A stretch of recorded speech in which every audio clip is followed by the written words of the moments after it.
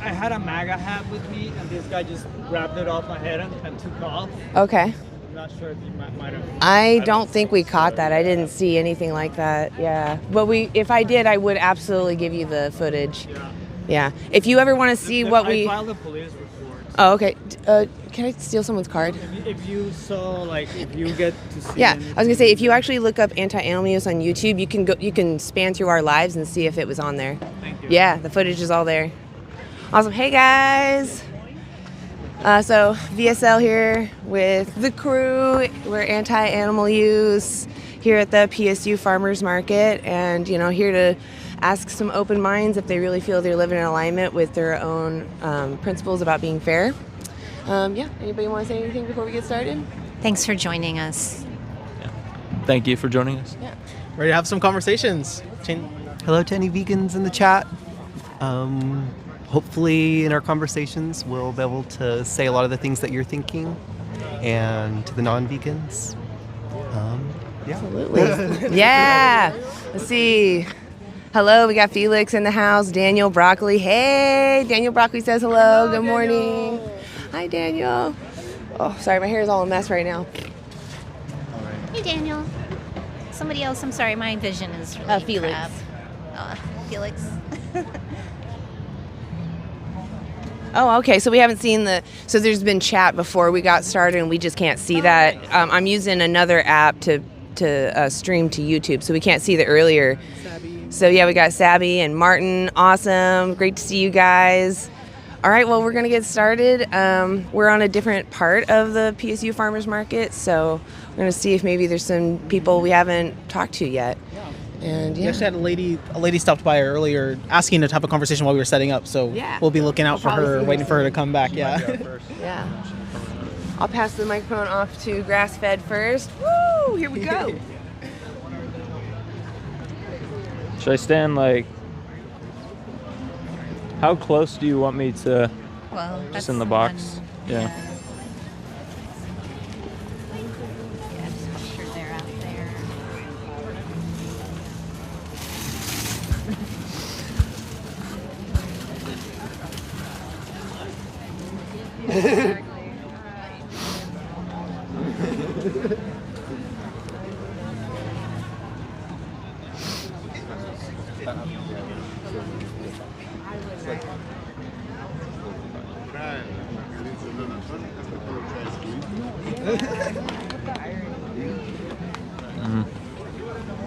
Anybody else coming into the chat? Is there a side of the sign that you want? Oh, hey, Jace. I think that one. What's the other side?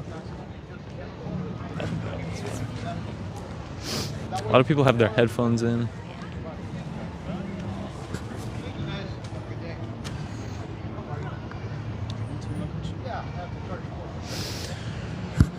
All right.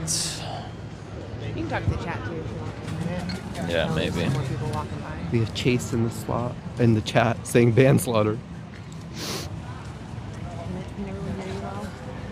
I think so. Can you guys hear us? Say if you can hear us.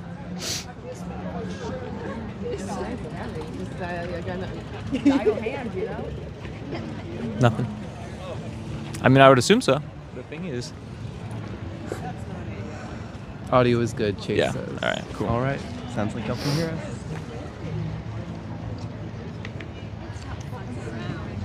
We're at the Portland Saturday Farmers Market, PSU Farmers Market, looking for folks who want to have a conversation about animals and fairness. We're asking folks, is it fair to use and kill other animals in 2026 when we have another choice?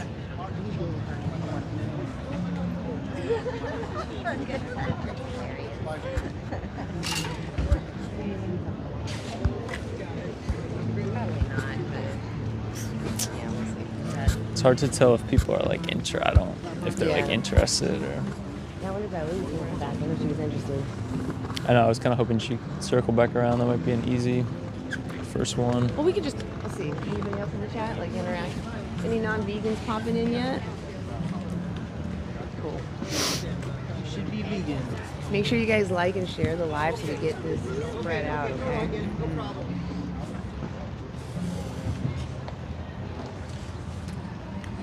Holding a sign that says, "I'm doing a social experiment, come talk to me." Maybe if I hold this, it means the people.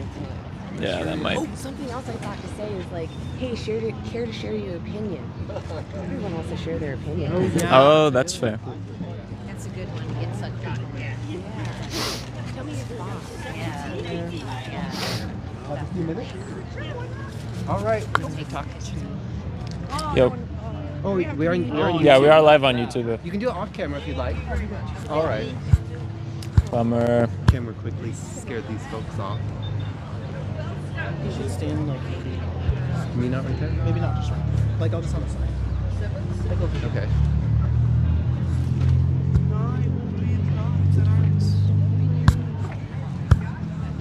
Oh, thank you.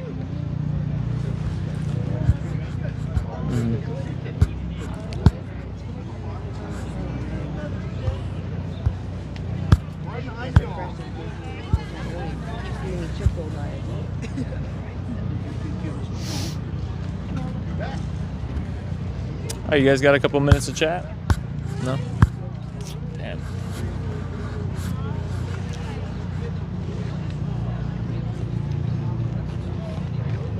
I feel like this spot, some people that are coming in, but it seems like people are almost leaving, so I don't know if people are gonna. Sure, could be. I just want to get out of here, to be honest, but. Is that real? Is that real fur? No, it's not. I know, but I'm trying to get him to get He's trolled us before. I don't know if you recognize I him. don't. Yeah, he has. He's literally come by and said, hey, kill all the animals, eat them. Oh. That's why I was like, there's no point. He's lost. I didn't know. No, that's okay. Absolutely call him out, when they live Hey, you guys got a couple minutes to chat? No? That would be crazy. But people do walk around like it's no big deal. Yeah. Yeah.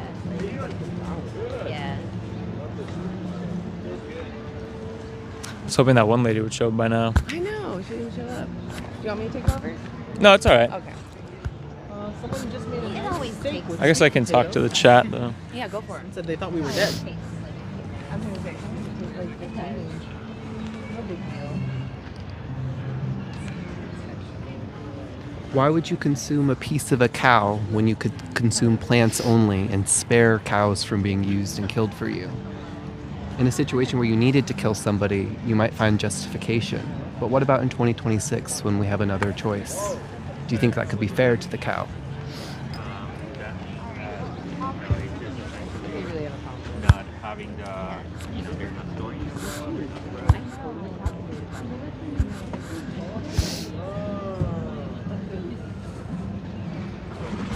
Hey there. Hey, you guys got a couple minutes to chat? No? Some folks were busy on their way. Still looking for our first conversation partner. If you're a vegan in the chat, put a 1. And if you're a non-vegan, put a 2. What kind of demographic we got going on?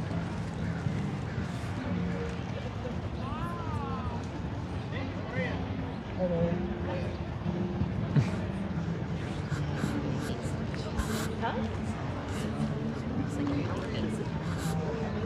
Two is non-vegan, right?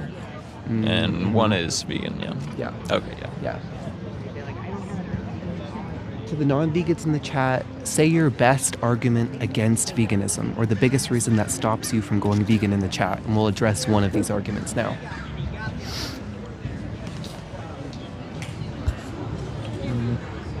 That would have been a good wave I could ask. But.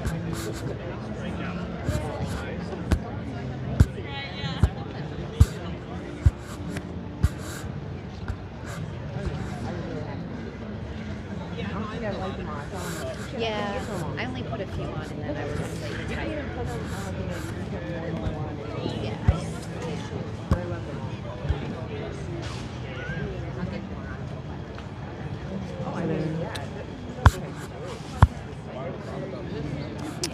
All right, you got some time to chat? No? Sometimes people are looking and it's like, oh, they're curious, but...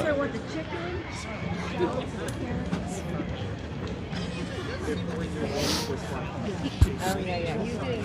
Yeah, no. Yeah. He's got all that going.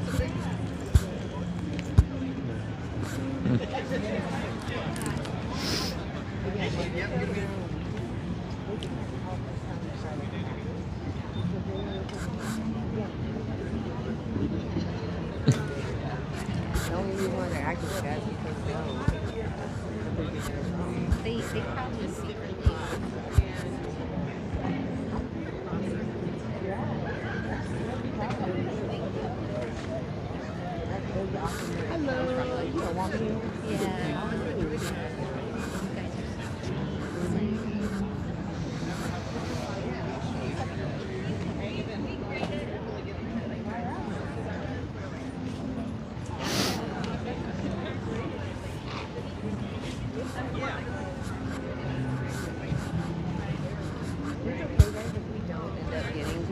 some days, that's really okay. Yeah. But we just started. Yeah, I was gonna say, like, it's no stress either way. Talk to the chat every once in a while. We're out here. That's what's important. We're present. Yeah. I just don't want you guys to lose hope. Oh no, I don't think so. Some people might get used to us and they'll know our message and they'll not want to talk to us because they know that they don't have a claim against it. Yeah, right. Yeah.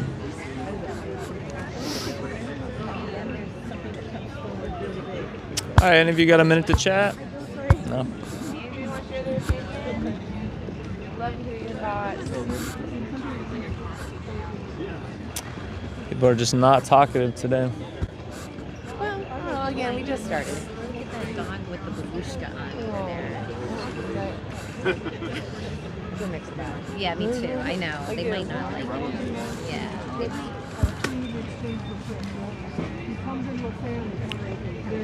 Yeah.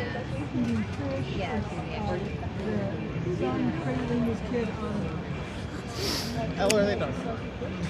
Took them out.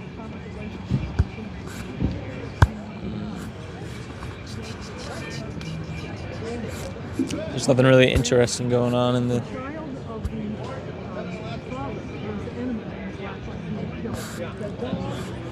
I watched, have you guys watched the 3 minutes by We the Free? The 3-minute videos? I don't think so, no. It's just clips of Dominion, but it's 3 minutes.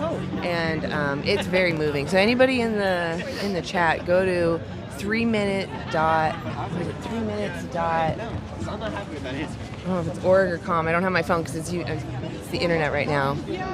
Alvin's going to double check. /lives.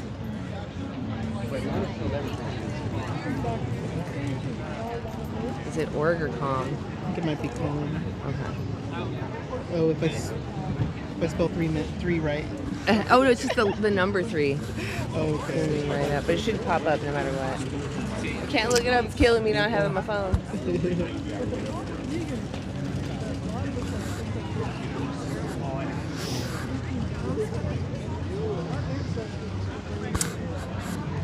.3minutes.org/lives. Okay. So 3minutes.org/lives. You can watch this 3-minute video, and it's just clips of Dominion. But it's like of all the chapters. So even though it's short, There we go. Yay! we're live. Is that okay? Yeah. Could I have you? We drew a little box. Could I have you stand right? Yeah. Yeah, just right in there. Perfect. All right, so we're out here talking today and asking people how they feel about oppression. So, do you think the powerful, or oppression in like the dynamics between the powerful and the powerless. So do you think the powerful should have the right to oppress the powerless? No, I absolutely think that the powerful should not have the right to suppress the powerless. It really kind of sucks the humility out of people when they behave in that way, and then in return, those who they're oppressing, the suppression of oneself and identity and thoughts, feelings, ability to have autonomy, it's complex PTSD. It's complex trauma. So it really, you're kind of robbing yourself of humility and true, genuine connection when you suppress others. And when you're suppressed, it really steals your soul. Yeah, I agree. So I want to ask you, how do you feel about the animals, for example, that we send into slaughterhouses and for food and clothing, or use for like entertainment, let's say, like at zoos or circuses, or in like lab testing, or for like medication and stuff, like testing medication or cosmetics and whatnot? How do you feel about that? Yeah. So, I mean, Mother Earth, us, plants, animals, we're all one. We're all connected in ways that we can't even fathom. So to do that to another living thing, not only is it, you're destroying life, but you're also, in a sense, destroying parts of yourself, because we're all connected, and it starts to chip away at your humanity the more and more you become accustomed to harming others. Do you think it's fair what we do to animals? Like in 2026, for example, when we don't necessarily have to do these things, like, maybe back in the past, for example, we had to use animals for certain things and whatnot for survival. But now, in 2026, and, if you have like the opportunity to say like shopping at a farmer's market or going to the grocery store and whatnot, do you think that we should, seek to avoid using animals in that sense when we don't need to? Yeah, for sure. It's almost like, if you're engaging in that, you're living in a state of stupidity. Mm-hmm. You're and kind of a word that could turn one off hearing that, but you're choosing ignorance. You're choosing harm to others. Right. when you live that way. So 100%, like, there's no reason for it. We are as smart as we operate, and it just doesn't seem like a smart way to operate. Yeah, I agree. Have you ever heard of veganism? Yes. Yeah. What to you, what do you think veganism means? The absence of eating meat, fish. I mean, veganism, plants are still alive, but you eat plants. Yeah, well, I mean, that is something we do, or we seek to avoid, obviously eating any form of animal products, but veganism is, we define it as a moral stance against the unnecessary exploitation of other sentient beings. Okay. So in terms of like the animals we farm, right, what they share in common with us humans is they're sentient, right? They're having a subjective experience, they can suffer, they can feel fear, pain, all these things. So when we send them into these situations, and when we don't need to, essentially we're just exploiting them for unnecessary reasons, being, whether it's food, being like taste pleasure, like, oh, bacon tastes good, or this tastes good, or like clothing, or just, I like the way this animal's skin, Yeah, so much more than just food. Right. Yeah. It's a stance essentially against unnecessary exploitation of, sentient beings, which animals are. And I know you said plants also are living. The difference there for us is that plants, they don't have a brain or central nervous system, so they're not like sentient. Yes. So in that sense, we wouldn't view like cutting the stem of a broccoli versus cutting the throat of like a pig, this like on the same moral kind of plane. Yeah, that makes sense. Yeah. That makes sense. Have you ever considered going vegan, or have you ever thought about it? I've thought about it a little bit. Yeah, I feel like there's really no reason for me not to be. It's pure like laziness and choice of what I was just describing, of being ignorant to something that's happening. Would you ever consider like looking into resources or seeing? Yeah. Could I give you? It's just a resource card. So, this just has a documentary on it. I know sometimes QR codes can be like, if you're not comfortable scanning it, you don't have to. You can literally just look this up. It's on YouTube. It's free. It just goes over standard practice of everything the animals go through in the meat, dairy and egg industries, and other industries like clothing and cosmetics and whatnot. So it just goes over all that. So I think as consumers, if people are going to pay for these products or decide to, then it's just important to be informed and like know what you are demanding and paying for, right?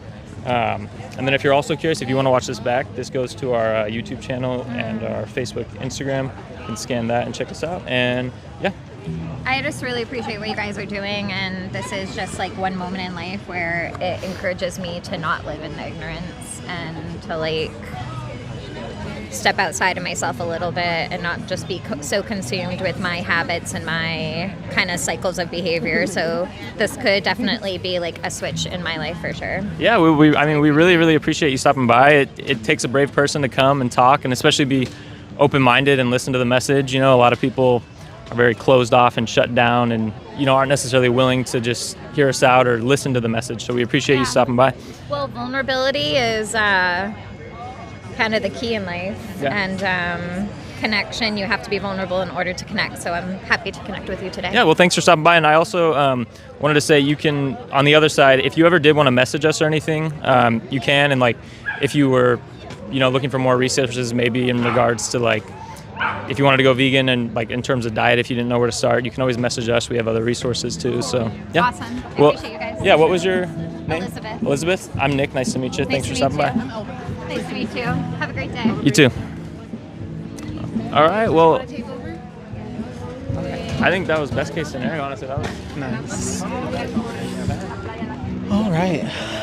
See, yeah, I agree. That was a great conversation. Lunch at Texas Roadhouse? No, thanks. Unless I got a vegan Texas Roadhouse now. Let's see.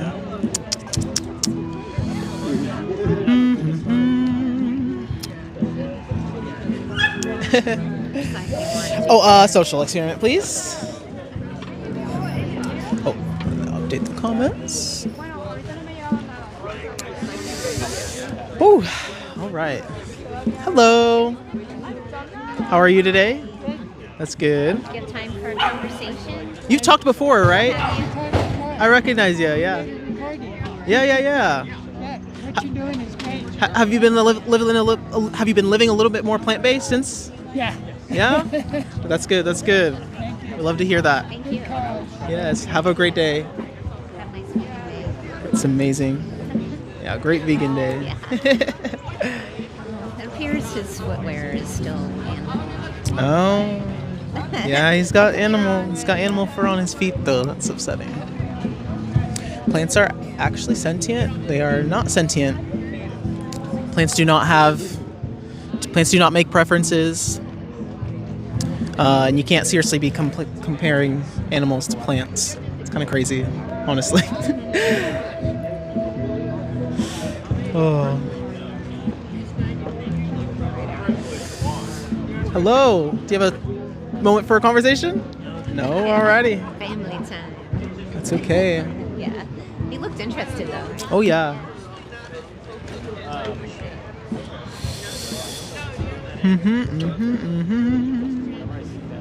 Hi. Hello. Have a minute?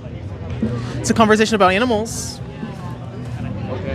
It's on. We're live on YouTube. Is that okay? No. No, I'm camera shy. We can do it like off camera too. Like it's just Okay. where it's just your voice, so you don't Okay. have to be on camera. Okay. Hi.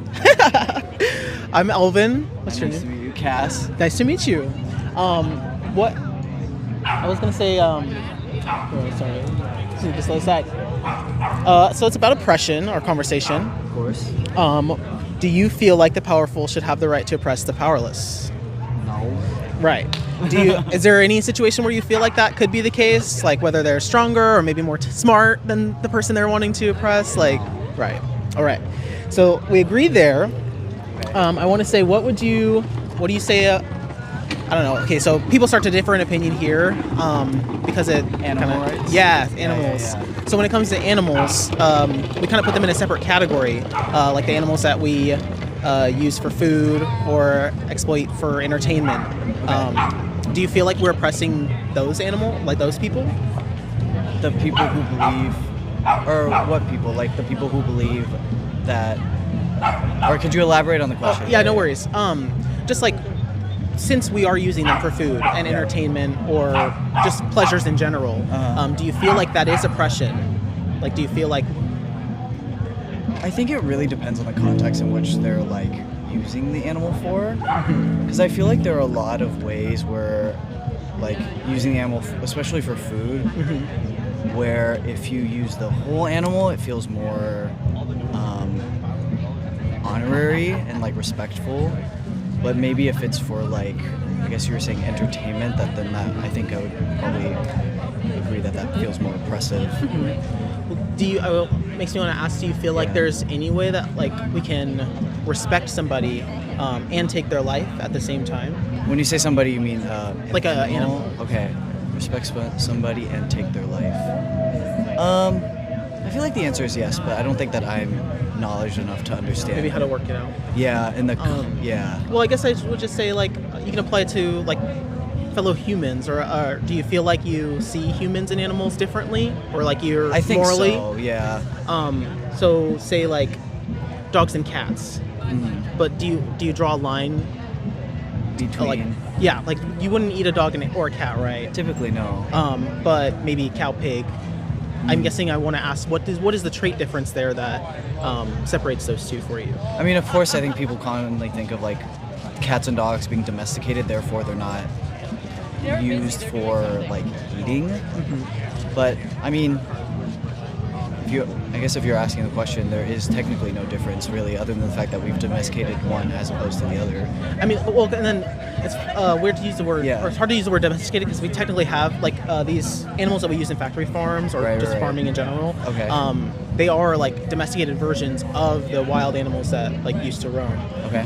It's just now that we breed them for a certain purpose. For consumption. Yeah, for consumption rather than, the people breed dogs as well, like for like companionship purposes, which is like we would also probably agree is wrong because like we're bringing countless dogs into existence for no reason, when there's plenty in the shelter that need taken care of. So it's different forms of exploitation, right?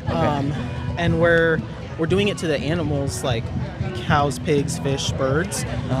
We're taking their life, right? And it's kind of like, is there any way that we can do that and justify it? Because we wouldn't accept that behavior, we wouldn't accept that treatment for ourselves, right? And so I guess I'm here. Have you heard of veganism at all? Of course. Yeah. What would you say is your like preconceived like notion on veganism? If you do it, cool. No, I mean like definition wise. Like, what do you think? Definition wise. Oh, okay. I mean, from my understanding, it's consumption of, or not. Being vegan is not consuming any product of animals, like whether it be the meat or like dairy, I guess. Yeah. I that's exactly what I had. That's basically all I had too before I was vegan myself, or like looking into it, or heard more about it. It's actually a like ethical stance against the exploitation of animals or any sentient being. So basically, it's just like affording the same moral consideration you would to maybe dogs and cats or yourself even to every like sentient being that's on the planet. Everybody who's aware of their own experiences going on, acknowledging that they all care about what happens to them. And then, so a consequence of that is eating plant-based foods, or not eating animal-based products, or using animal-based products. Right. Yeah. Because like the inherent doing of that puts the animal in a objectified position, and we found that like it's completely possible to live your whole life, be completely healthy on a plant-based diet. Okay. I want to ask if have you ever thought about going vegan yourself? I was vegetarian for 3 years. Oh wow. Yeah. What made you stop, or did you stop? I did stop, and what made me stop? I ate meat. I see. Well, now that you maybe have a different frame on it, like veganism, okay, so like vegetarianism, like, you know, just not eating meat. But the dairy industry, like we still, like if you were to recognize that as exploitation, dairy and eggs, you probably would abstain from that as well. Is there anything maybe stopping you from recognizing these as like if I tell you it's exploitation now, is there anything stopping you from abstaining from those industries, like as you walk away today? Yeah. Well, personally, I don't drink milk because I'm pretty heavily lactose intolerant. That's good.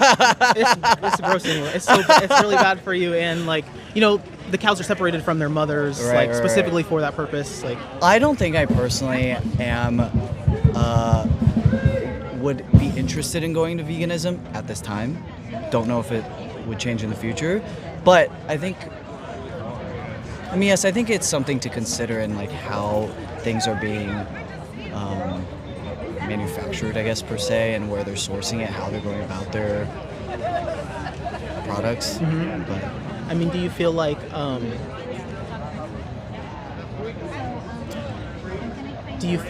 it should be maybe more of an urgent matter? Like, if these people, like, I don't know. I say people because I really do view them as equal to us. Yeah. I still want to ask, like, if you were to view them as equal to you, mm-hmm. I mean, do you see humans as animals? No. Like, you feel like, I mean, like, humans are like scientifically stated as like mammals. Right. Part of the. Have you heard of speciesism? No. It's like it's a word to describe like just differentiating. I don't know, assigning, like, basically you see humans different than animals, and you can only use that as your justification. It's basically saying, like, you're not part of my group. It's like the same thing as kind of like racism. You got speciesism as well. So it's like discriminating against other people based on their species. I guess I want to say, like, would you be willing to look into resources that maybe can show that you can be healthy on a plant-based diet? Right now? Yeah. I will probably not partake in that. I'm very sorry. Why not? What's stopping you? Because I would like to continue to walk around. I get that, but yeah. if all we do is remain ignorant to, like, what's going on around us, how can we ever grow as people, like, as a society? Right, we cannot. But it is something that has interested me now. I have now thought about it in a way that I haven't before, and I think I'd like to use my time separate from right now to do that research. And I respect that. Can I just give you a resource card then? Absolutely. Totally. It just has a bunch of stuff on there. I know I yapped at you quite a bit. That's okay. But it has, like, some more in-depth recaps maybe of what I've said today. I will keep this. Totally. And what was your name? Elvin. Elvin, that's right. Cass. Nice to meet you. Nice to meet you. I hope you have a great day. Thank you for your time, and I really like your Thank you. Have a great day. Have a good one. All right. Awesome. Elvin is number one. All right, guys. Hey, how's it going in here? That doesn't support. So there are vegans that are pro-life and there are vegans that are pro-choice. It has nothing to do with veganism. Veganism is an ethical stance against the exploitation of sentient beings. So there's no exploitation in that.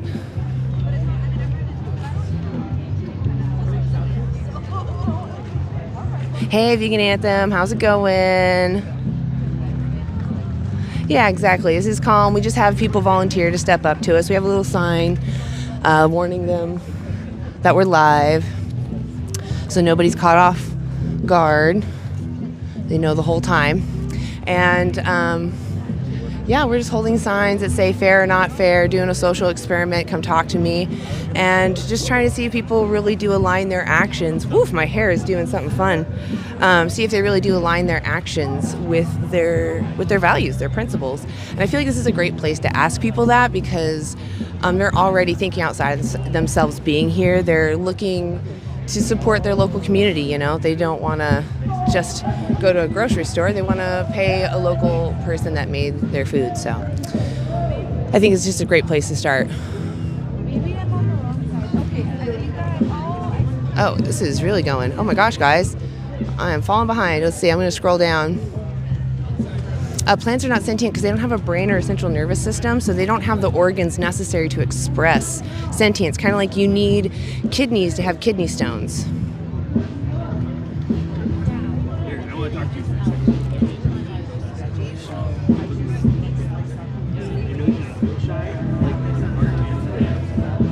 So we're here at the PSU Farmers Market. We're anti-animal use. We're just an advocacy group speaking up for innocent animals that, don't deserve to be exploited just for trivial things that we can avoid demanding. So that's why we're out here. We're talking to people who agree with us that causing an animal unnecessary harm or exploiting someone when you don't need to, when it's avoidable, is immoral. And I think most people agree. So we're just here to see if their actions align with those principles. Exactly, Chase. 70, I think it's even more than that. I want to say it's like 77% of the deforestation in the Amazon is due to specifically cattle farming.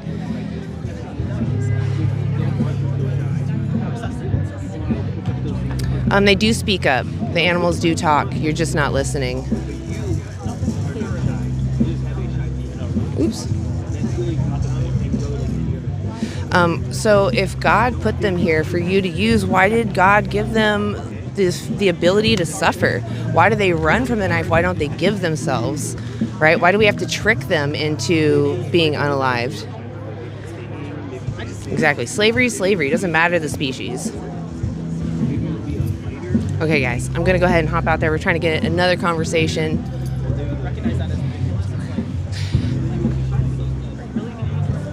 So what does a septum ring have to do with morality? That doesn't make sense.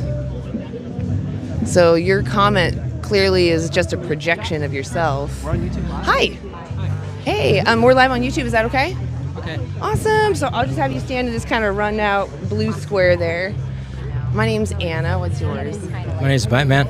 Is Batman? Mm-hmm. Okay, Batman. So we're just out here asking people about the powerful versus the powerless.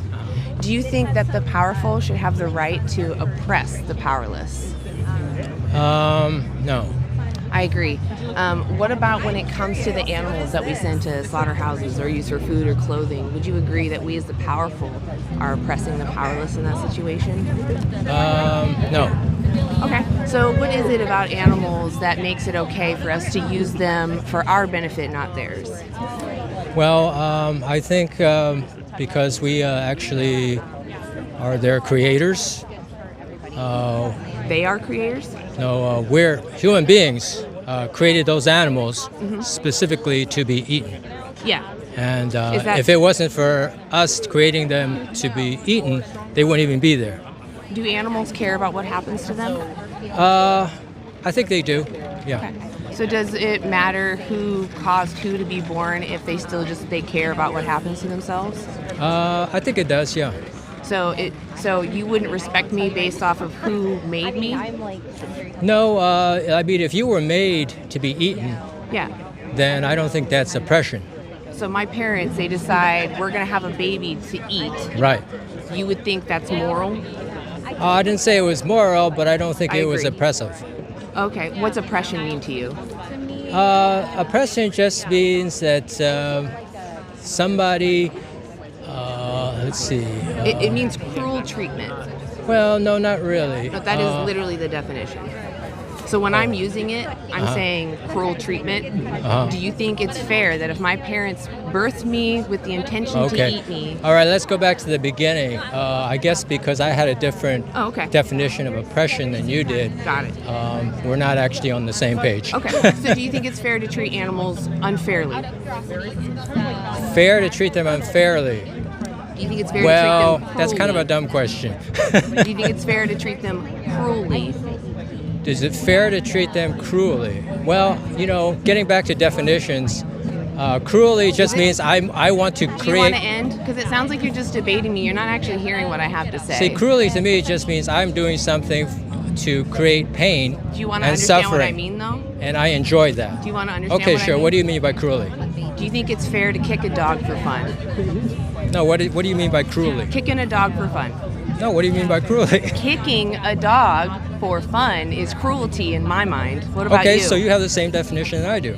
All right. Okay. Why is it cruel in your opinion? Well, because you're creating pain in order Exactly. to make yourself feel better. Who's feeling that pain? The animal. Exactly. Is that fair? Should I go kick something else because they're feeling that pain? Well, I don't know if it's fair or not. Should I go kick something else, or should I keep kicking them? should you kick something else, or should you keep kicking them? Well, if you want to feel happy, the only way you're going to be happy if you're a cruel person is if that other thing feels pain. So if you kick the tree, it wouldn't make you happy because that tree's not feeling pain. So you think I should kick the dog? No, I didn't say you should kick the dog. I'm asking you what you think I should do. In what circumstance? The one I just explained, kicking the dog. But what are the circumstances? I'm kicking the dog for fun. Okay, and what was your question? What do you think? Do you think that's moral? It all depends on circumstances. I think we're going to stop because you genuinely are so focused on your own pleasure that we Yeah. can't continue. All you can think That's your about opinion. is that your pleasure matters more than your victim's That's your experiences. opinion, and you had an Do agenda. you use animals? And you had an agenda. Do you use animals? And I wasn't. Do you use animals? And I wasn't See, you cooperating. can walk away now. You're an animal abuser, and Do you I want don't me care to to talk do- to do you want me to walk away? Yeah. Yeah, I do. I'll go. Hello to the chat. If you are a vegan, put a 1 in the chat. And if you're a non-vegan, put a 2. Somebody in the chat says dogs can take a kick. Why do you think it's okay to abuse dogs?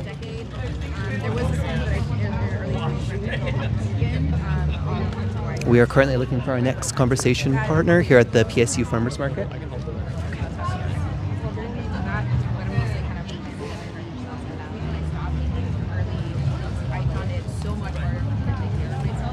From the dog's perspective, wherever they're being eaten, regardless of the location, is it fair to them? If the person eating them had another choice, is it fair for the dog to be used and killed, regardless of where it happens? Hi there.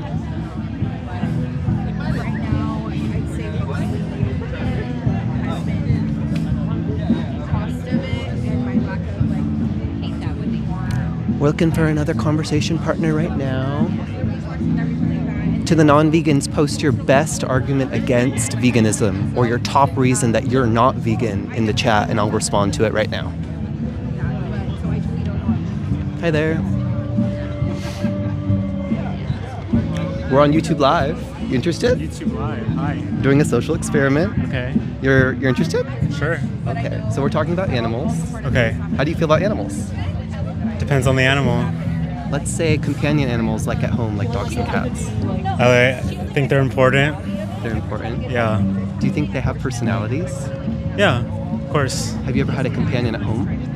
Have I had one? I had a hamster once, yeah. Okay. Yeah.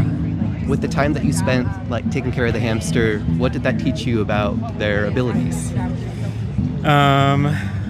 was a lot more intelligent than I initially thought it would be. And it was very loving as well. Yeah, there's kind of a stereotype about smaller animals that they might not be as intelligent, but it sounds like you found out through interacting with them that they were intelligent. Right, yeah. Do you think that animals like companions, do they have the capacity to suffer?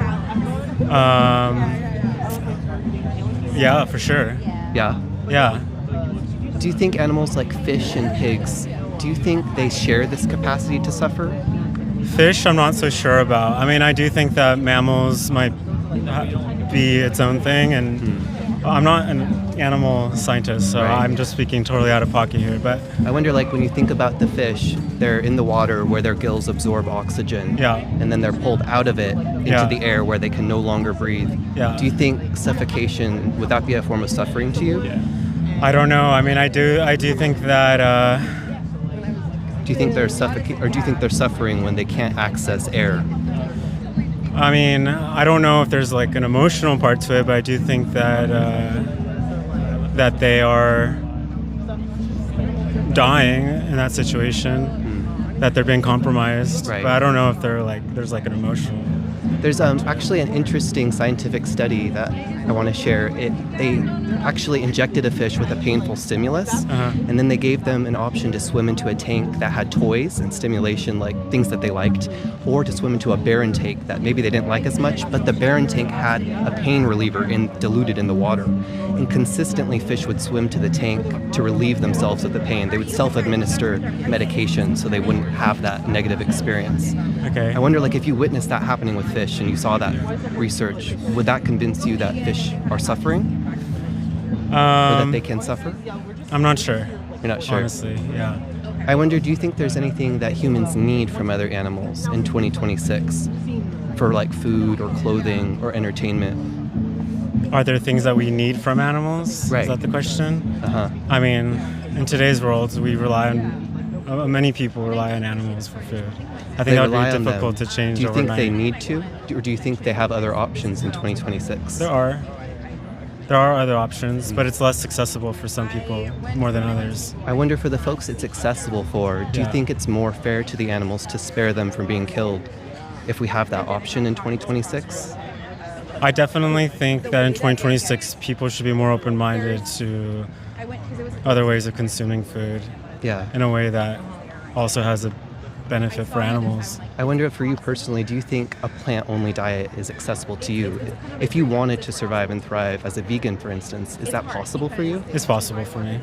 If you know that animals suffer and you know that it's an option to use them, I wonder what stops you from going vegan?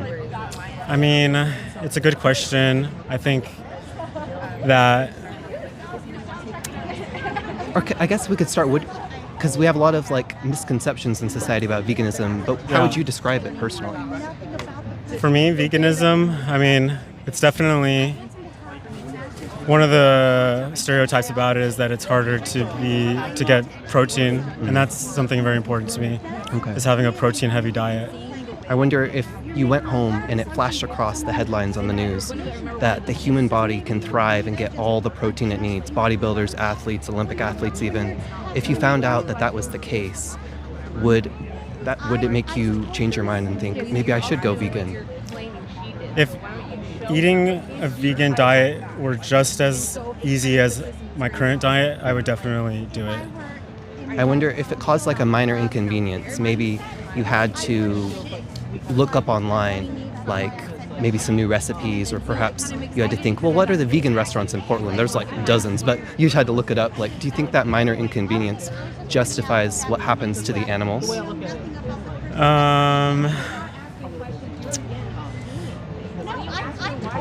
Does it when you weigh it up, justify- like with your own principles, what matters more to you, like the life and suffering of the animal, or a minor inconvenience? And it's also a temporary one as well, because once you know where the vegan restaurants are, you don't got to keep learning it. You know where they are, and once you figured out, like at the grocery store, I prefer these products because they spare animals from being killed. You don't have to do it again. So it's a temporary, mild inconvenience.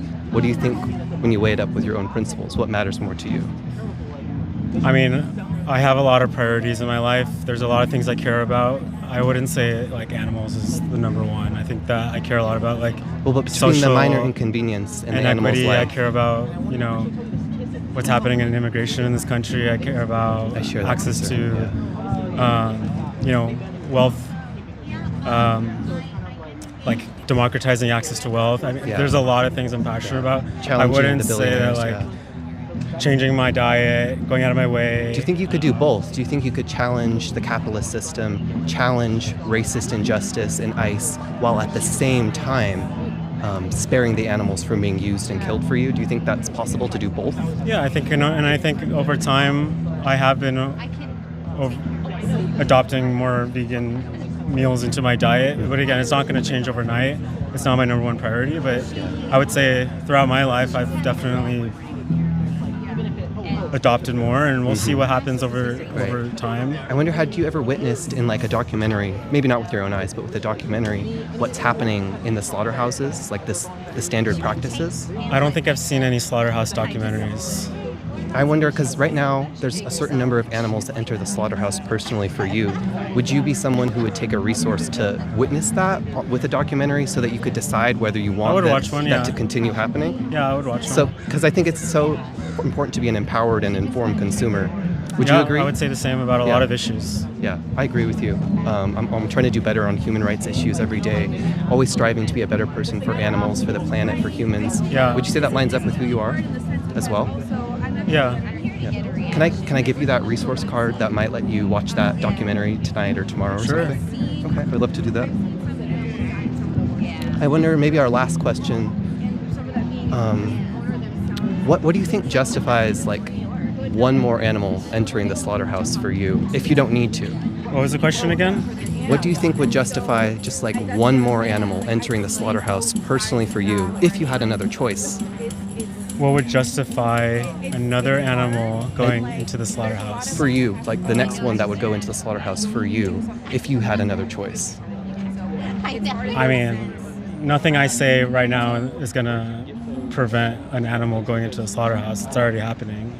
Right, but because of the supply and demand system, there's a certain number of animals who are killed and used for each of us personally. Mm-hmm. So I wonder, like, would it make a difference to the animals who are used and killed for you if you stopped using and killing them? I don't know. I wonder if you saw a study that said that there was maybe like 10 to 100 animals that humans save each year when they go vegan. If you saw that study, would this motivate you to change? Again, it's not top of my priority list. I think there's a lot of other issues that are more important for me personally. I care more about the human species. I know the human species. I know that they are suffering. There's a lot of care about things both, didn't you? I think we care about both, but we can also prioritize one over the other. And right now, I prioritize what's happening to humans. Because veganism isn't like an activism action necessarily. That's what we're doing. This is we're trying to raise awareness, but it's kind of an inaction in a sense. Like if you don't participate in using animals, you can do that at the same time that you do activism for humans and that you care and prioritize them. You think veganism is a form of activism? Absolutely, for the animals, yeah. Okay. So I want to leave you with this resource card. On this side, it shows you the documentary Dominion, and that's the one I was telling you about. You can scan the QR code, or you can just look it up on YouTube. But again, it just shows those standard slaughterhouse practices, and it allows you to decide whether you want that to continue happening for you. Okay. Well, thanks for letting me be a part of your social experiment. Do you have any other questions about veganism, or any thoughts come to mind about this topic before we wrap it up? Any obstacles that I'm actually very curious about this YouTube experiment thing. Oh, so our YouTube channel is Anti-Animal Use. That's what our group is called, and we're just live on YouTube here, having conversations with folks. To see the comments go both directions. How do you feel about that? Like, do you the expect comments? it to be more pro-vegan? Well, most folks aren't vegan, so we are living in that world. So we do expect there to be pushback. So we're just trying to calmly talk with folks, reason with them, talk about them with their own principles. Like most people with their own principles don't think it's okay to kick a dog, for instance. But when we kill a pig, for instance, when we don't need to, we're actually escalating the violence, because I would much prefer to be kicked than killed. Would you as well? Much rather be kicked than killed? Yeah. I mean, yeah. Right, so we're just trying to connect with the same folks who believe it's wrong to kick a dog, because in 2026, it's just as needless to kick the dog as it is to kill the pig or go to the zoo or something like that. Yeah. What do you think? I don't think we should kick dogs. I don't think we should kill dogs either. Do you think we should kill pigs if we don't need to? I mean, I actually have a question for you. I mean, veganism, I think, is a pretty privileged diet to have. And there's a lot of people If you found out it was cheaper, would that change your mind? Like you found out Is that it cheaper? It's not. Yeah. I save money personally because if you think about the foods in the grocery store, what about low-income people? Like lentils who don't and rice. have access to grocery stuff stores? Like that.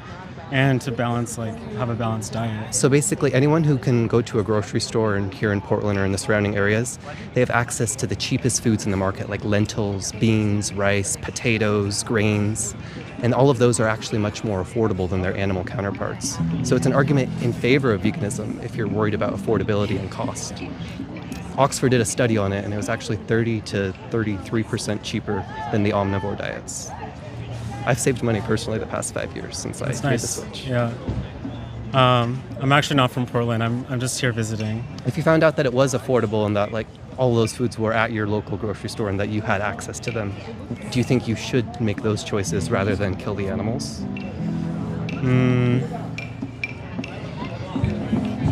Because you know it's wrong to kick the dog and you know you don't need to.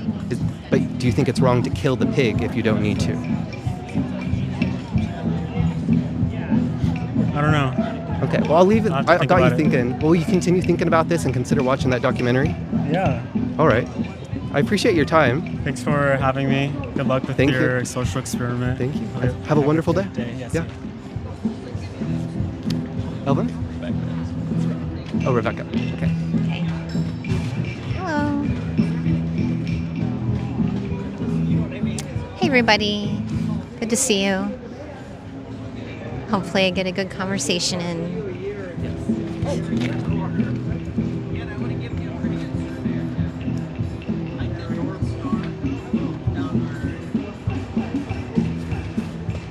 How's the chat? I don't know.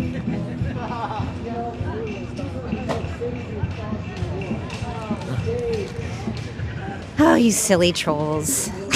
I was gonna say, do we have mods? It's just so silly.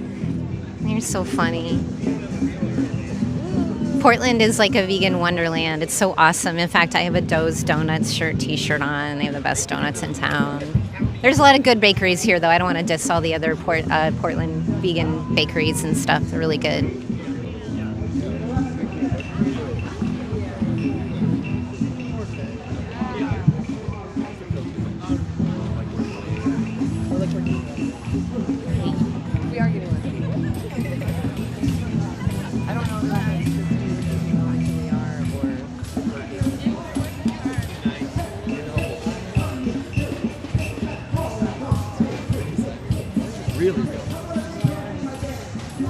We've got like a one-man band next to us over there in the corner. Oh no. We can kind of add some ambiance. Yeah.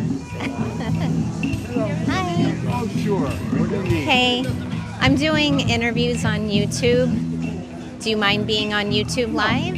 Okay, would you step? Do you want it? Oh, no, I can do it off camera if you want to stay off camera. Oh, you want? Well, I have nothing to hide. Okay, well, here, step on a little bit more. Oh, okay. Oh, Right I see. there. Okay, sure. So my name's Rebecca. What's your name? Craig. Craig, nice to meet you. And Fancy. Fancy. Oh, I love your name. It's beautiful. It's fancy. So I'm doing a kind of like a social experiment, asking people about oppression and exploitation. What do you think about the more powerful or stronger type of individuals oppressing or exploiting weaker or powerless individuals? I think it's in some ways unavoidable and also to be avoided. Okay. And I think it's deplorable.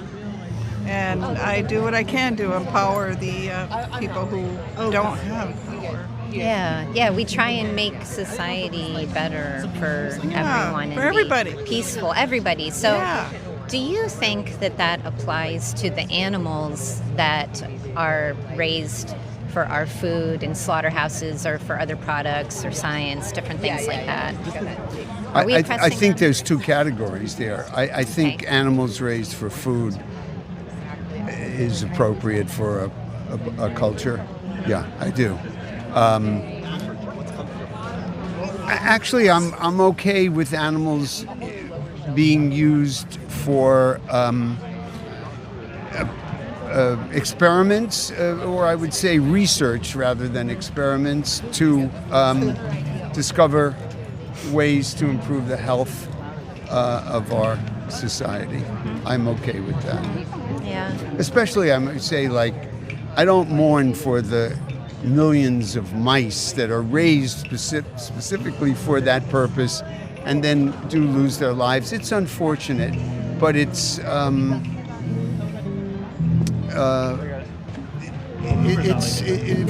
for me personally, it doesn't offend me. Okay. Let's just put it that way. I would be offended if I knew those animals that are being used for research were not well cared for and fed and appropriately cared for. And as far as slaughtering animals, I'm really I think people don't understand that if a cow feels terror going into a slaughter, its blood is going to affect its meat. The fear and whatever else is triggering the animal is going to be in the meat, and that's what we eat. Yeah. And so I think those methods of getting food for people are really have to be regulated and morally, useful. Is there a better way to say that? Or not at all. Yeah. So no meat at all, but you're not gonna I don't want to be one of the powerful governing people not to eat what they choose, but I think all that needs to be, considered. So, okay, do you know that animals, other than human animals, because we're animals too, they are sentient beings, so they feel happiness, they feel joy, pain, they have languages of their own, social systems of their own, and they look forward to things, even if it's like, oh, I'm just going to walk across the field and sit in this sunny patch today, because they have different goals. Even though they have different goals, doesn't mean that they are less than our goals, right? Just because we are a more intelligent, more powerful species than they are.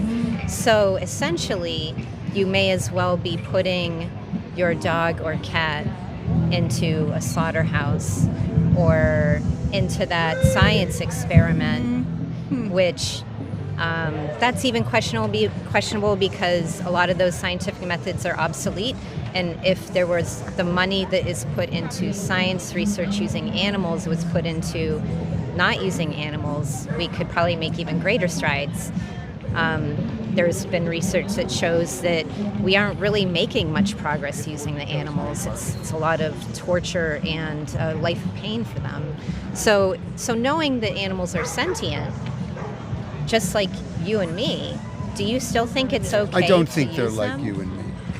I think they are sentient on a certain level. I don't think they're like you and me. That's my opinion. Okay. Well, it's not just Does my it opinion. matter? I actually think that there's probably evidence to that. That they may, certainly have feelings on a very, very broad level. But I don't think they're like you and me. I think that is a misrepresentation. Well, they aren't like you and me. They aren't going so to they're not like you and me.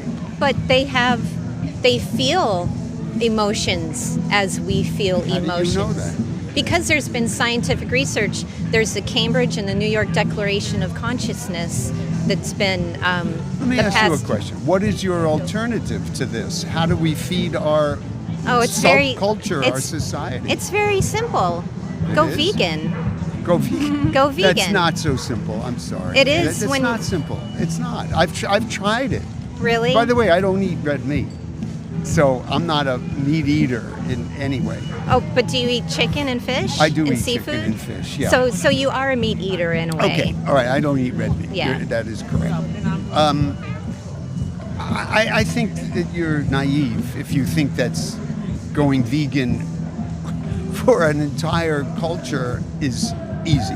I don't think I didn't that's say true. it was easy. Well, I yes, just you did. You said simple. You well, did use that word. you know what? When you have an open mind. Yeah. And I have a very open mind. You don't think so? Maybe I don't agree with you, but that doesn't mean I have a closed mind. Okay. Well, I beg to differ. I believe That's that okay. as a culture, especially in Portland, we have many vegan restaurants. We have all kinds of You can't vegan. afford to go to a restaurant. There's beans and rice and some vegetables are the cheapest foods to eat, and it's also better for the planet because 80% of the land is used to raise cattle, to feed the cattle before they're even slaughtered, and that's even before we grow vegetables for us Here's to eat. what I think a solution is Okay. to this, and it's not an issue that I ignore. I think it is a real issue. It's terrible having animals slaughtered, the cost to the environment. There is a movement toward growing meat in a lab using. Yeah. I'm in favor of that. Me too. In a huge way. Yeah. However, from what I've read, we are so far away from that happening. But I would support that as an alternative to killing animals for sure. Yeah, me too. I grew up in California, and I've driven many times past those horrible holding pens that you can smell from 20 miles away. Yeah. And they're horrible. I'm not in favor of that, but I do think there are realities, economic, social, and scientific to just saying in a broad way, okay, let's go vegan. I just don't think that's a good solution. You asked me what the solution would be, and it is to at least go plant-based, at least stop, could you put yourself in the animal's place for 1 minute? I love animals, but I But can't. how can No. you How could I? can you love them and eat them and use them the way that you do? Yes. I don't think that you can. I think that's hypocritical. We went out this summer. We went down coast and we went on the Rogue River, Wild and Scenic River. Well, there's people there who are fishing in that river, and they eat the fish. Watch out, we're on camera. I don't have a problem with that. I'm sorry. I think it may be unfortunate that the fish. I'm not a fisherman, and I always laugh like, the duplicity of, here's some little tidbit. Oh, it's got a hook in it, and pulls the fish out of the water. That's too bad. But the guy has a family to feed, and that's how he does it. That guy fishing is not going to go vegan on you. He's just not. Well, I don't know everybody's particular story. Well, neither I'm not do I. asking people that, if they don't go to grocery stores, if that's not their way of life, they live out, a ways from cities, or they're indigenous. I mean, I'm not asking people to lose their cultures if that's their only way to exist. But if you have a choice of causing more harm and suffering versus not, why would you continue to cause suffering? Because even that fish, can you imagine? It would be like one of us being dragged. You're laughing at me. I'm laughing because I can't imagine what a fish is like. Let me finish. Okay, sorry. How about if you got pulled down into the water? Did you ever almost drown? Several times. So how does it feel? It's not good. It's probably okay? terrifying, right? Yeah. So that fish is taken out of its environment, and fish feel pain as well. They do have pain receptors. But what are you going to feed all the animals? The animals are on a food chain. They eat each other. What are you going to do? What's your solution there? Which animals? The animals eat Wild other animals. They Wild eat other animals. on the food chain. Well, they do their own thing. They don't have money. They don't have grocery stores. So why would I want to control them? No, I don't want to control them. But You're saying that's the natural order of things. I think that in some ways that eating animals is also the order of things. I do in terms of our biological if imperatives. we're at the top of the food chain, it kind of works. But is it right when we have a higher way of thinking than animals do. We are more so we're continuously evolving as a society, right? Do you want a violent society or do you want a non-violent society? Because what we're doing right now to animals is normalized violence. And when people become numb, even the people that work with killing animals daily, that does something to your mindset. A lot of people that get those jobs can't get jobs anywhere else. Yeah. And so we're also concerned about the people working in those environments. I'm totally concerned about the animals first, I'm not going to lie. But, there's also how it affects the people in society. I'm sure that's huge. So, I'm from a philosophical standpoint, I totally respect what you're saying and agree with a lot of it. From a practical standpoint, I think, as you said, we're evolving as a society. I hope that we do evolve away from this, system that's set up. How can you be a part of that? I have no problem with it because I recognize that whatever I do and the cost of it and the hassle of it, I have other priorities in my life. This is not the thing that I'm going to sacrifice so many other aspects of my life because of it.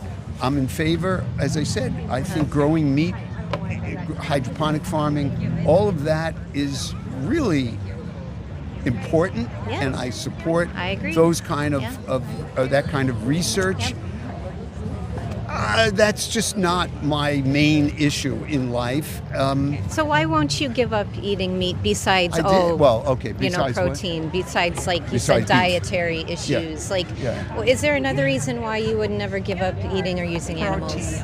Is that the only thing you think? Because there's other ways you can get protein. I like chicken. There Just is like the an way it ease. tastes. There is an ease in it, and yeah, the And we know ease how to and I don't and the pleasure that is involved in eating chicken and fish, which is all I eat. Not all. I also many times have just salad or something Yeah. like that. So it's a sensory pleasure. Your senses are used to it. You've My body Yeah. is used to it, not just my senses. I think Okay. my body would be difficult, like Fancy said, to get enough protein. I think I know there are other ways. The attention to that is more than I want to give it at this Okay. point in my life. So Yeah. okay, at this point, I'm gonna just say one thing. You both have been awesome. terrible to you? No. Okay. You know what? It's good to that we can actually have a conversation. Yeah. And just be able to do this. And I said I do So, respect your perspective on it. It's I just beautiful. want you to respect the animals. Okay. So one last thing, and I'm gonna let you go. All right. So, if you were in their position, the animal's position, would you want to hear someone approach things the way that you are, or would you want them to stop and think about, them and what you go through on a daily basis? Well, if I were an animal, sure, I would rather Yeah. people protect me. Yeah. Yeah.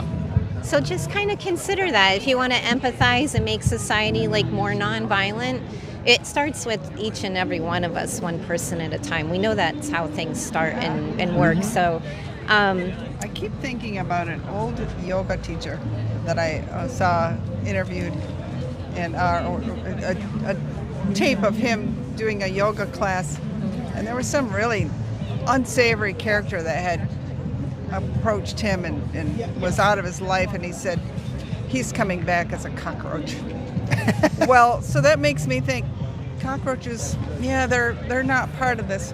They're okay to be eaten, or they're here for punishment because they're just Something crawling in around. another life. Yeah. Anyway, I have no idea. Yeah. I mean, we don't know. There's, but I thought it was interesting, and it just came to mind Yeah. while you were talking. I Yeah. mean, they are at the bottom, one of the bottom I think feeders. the purpose of cockroaches are to freak out your sister.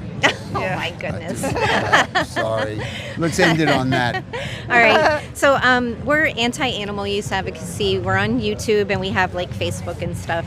But this site has some different nutrition links, nutritionfacts.org. So they have free mentors. Dr. Geiger's on there. You may have heard of him. Yeah. But by going more plant-based, you can add 10 years onto your life. So we do a lot of plants. Yeah, we I eat a mean, lot of plants. Yeah. We do. We do. Okay. Yeah. Well, do you want the card? Sure, but right now I'm going to Although, go get some fish for dinner. Dr. Bolsewitz, Will Bolsewitz, You you didn't know like him? I don't know what to say. You're trying to Hearty give me an appetite. Hearty appetite. Okay. What's your name again? My name's Rebecca, and Rebecca. you know what? Right.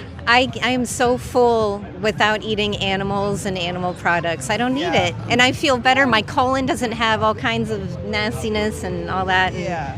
I'm gonna probably live 10 years longer than you are right now. We So would we'll see. need to retrain. I hope so. I'm not willing to totally retrain, but I'm in the process. I follow Will Yeah. Bolsewitz. He just put out his third book about plant protein and plants, eating plants, and I do use a lot of his recipes, and it's an appreciate that. evolution Yeah. of thinking and eating, and it's different. We grew up eating meat, and we're in our 70s, so Yeah, no, I did yeah, too, we've been, you know? and we don't want Yeah. to. I don't want to totally. I'm overwhelmed already with life, and I'm retraining my mind totally to just jump into total plant-based. It's got to be gradual. Yeah. if you can, say We'll check that you're you going out. to try, and Yeah, we'll then check it I out. appreciate you for talking to me. So thank you. We eat a lot. We eat a lot of lot of plants. plant-based Yeah. foods. We do. But We we eat also pretty eat clean. animal protein. Yeah. Well, if you have, family, like, children or grandchildren or different people, think about them, that the type of world that you want to leave them with. My Because that will daughter extend to... doesn't eat. It's funny. She doesn't eat red meat from a philosophical standpoint, but she doesn't have a problem with chicken and fish. I don't know.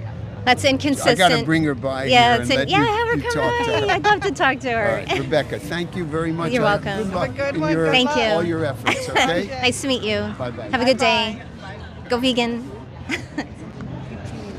Oh, did you want to get? Sure, I'll go. I'm like killing it.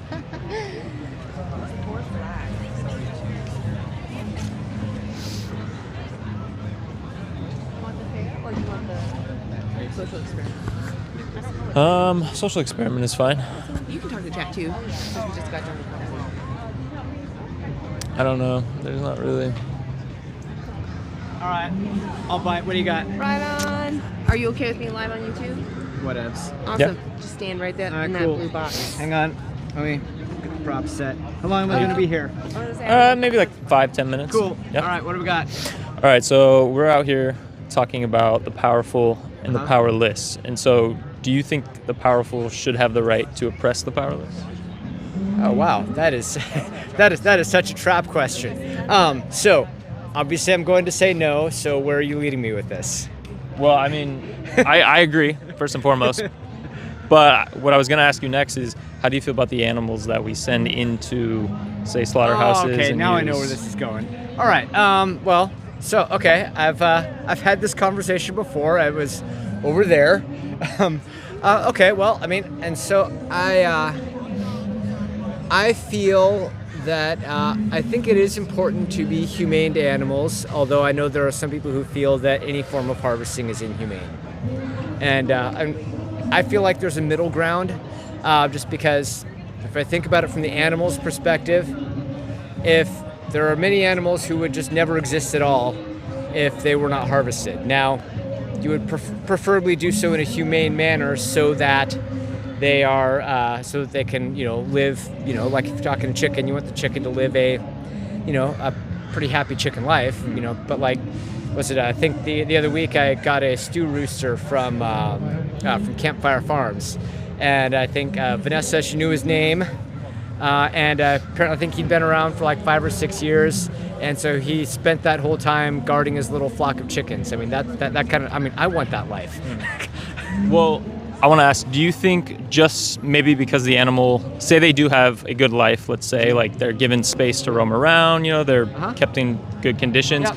Do you think, though, that still can justify, because at the end of the day, you still are taking their life from them, and would you argue, like in the instance of, say, like dogs or cats, would you say it's okay to do that to them, like you raise them, give them a few years, and then ultimately, send them into a slaughterhouse, or even let alone like a human? Would you, raise a human, give them a few years, obviously great conditions, let's say they're living a great life, but then at the end of the day, you are sending them to a slaughterhouse. Do you think from their perspective, the animal's perspective, or any of the other examples I just gave, do you think they would feel it's justified, or? Well, that's a nice turn. Almost certainly they would not.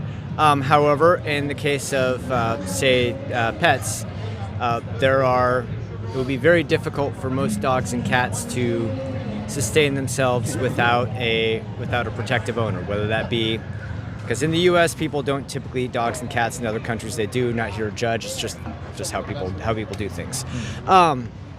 So I mean, but I think it's a worthwhile thing to discuss. I'm not quite as I don't carry it quite as far as you do, but obviously I think it's still worth having a conversation. I'm glad you're out here. Do you think, or have you ever heard of veganism, or?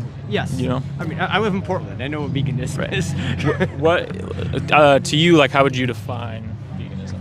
Well, I mean, I know the textbook definition of veganism is no animals or consuming no animals or animal byproducts. So that would mean not only no animal flesh, but also no eggs, no cheese, no milk, etc. I'm sure it's deeper than that, but that's my understanding. Right.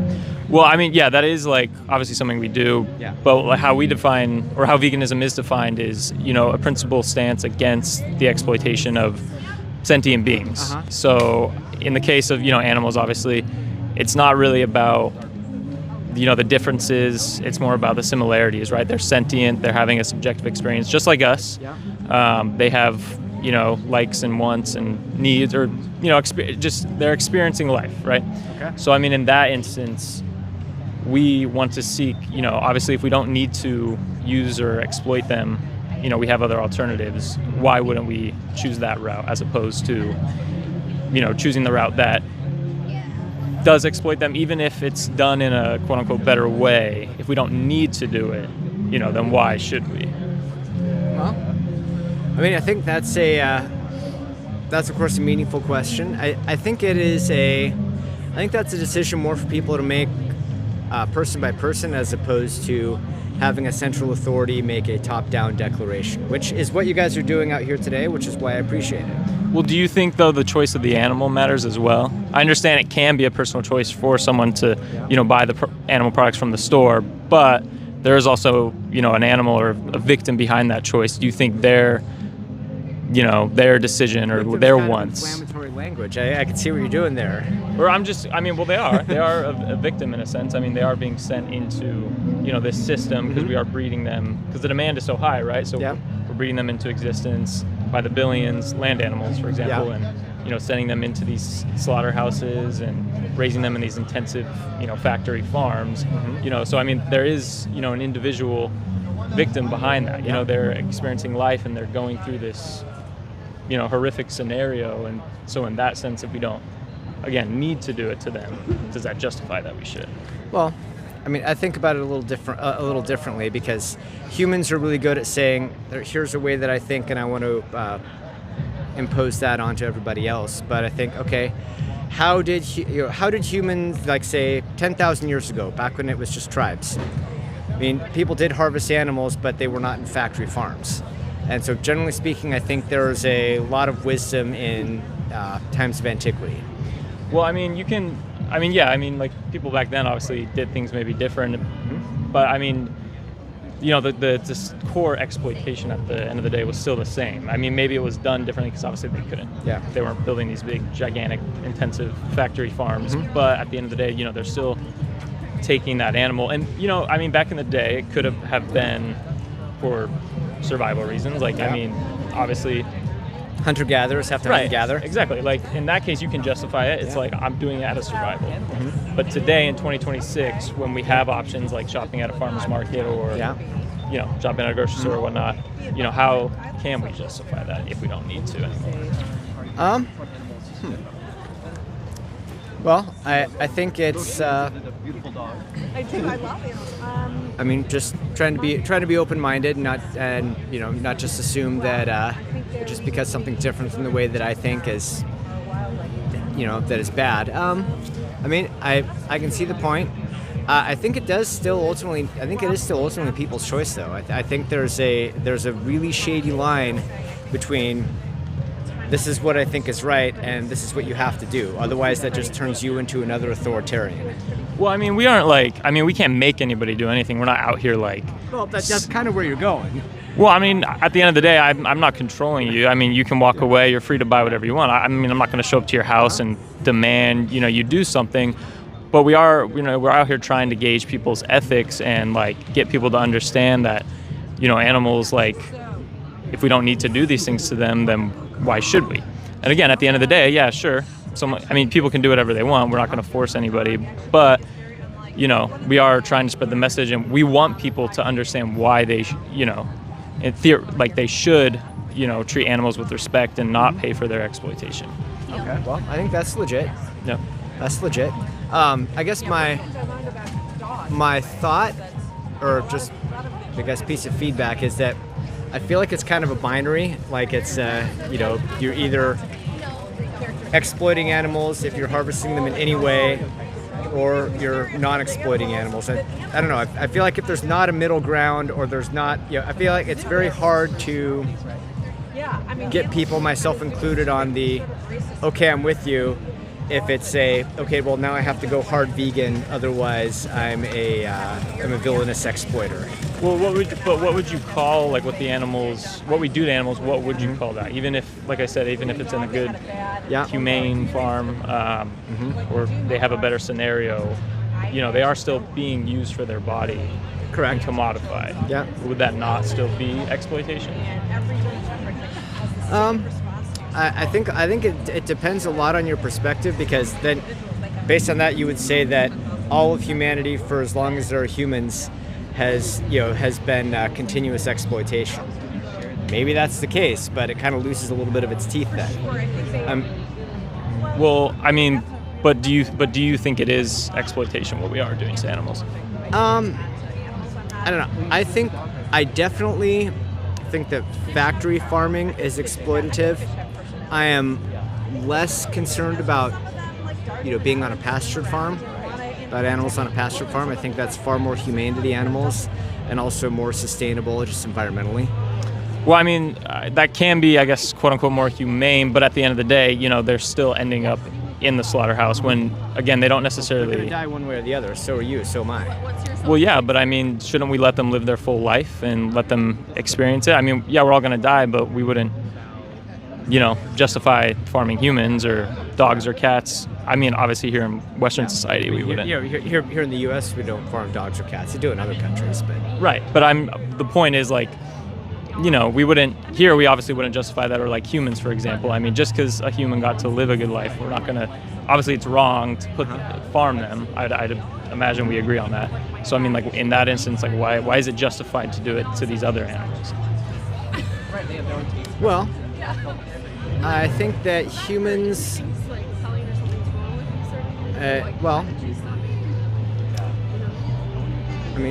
that's a fair point to consider. I think humans have a different level and degree of consciousness, and that animals, of course, are much more simple creatures. I don't know that means you have unlimited dominion. I think I don't know. I think there is an ethical responsibility to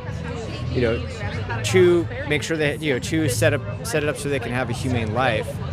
I don't know that I'm necessarily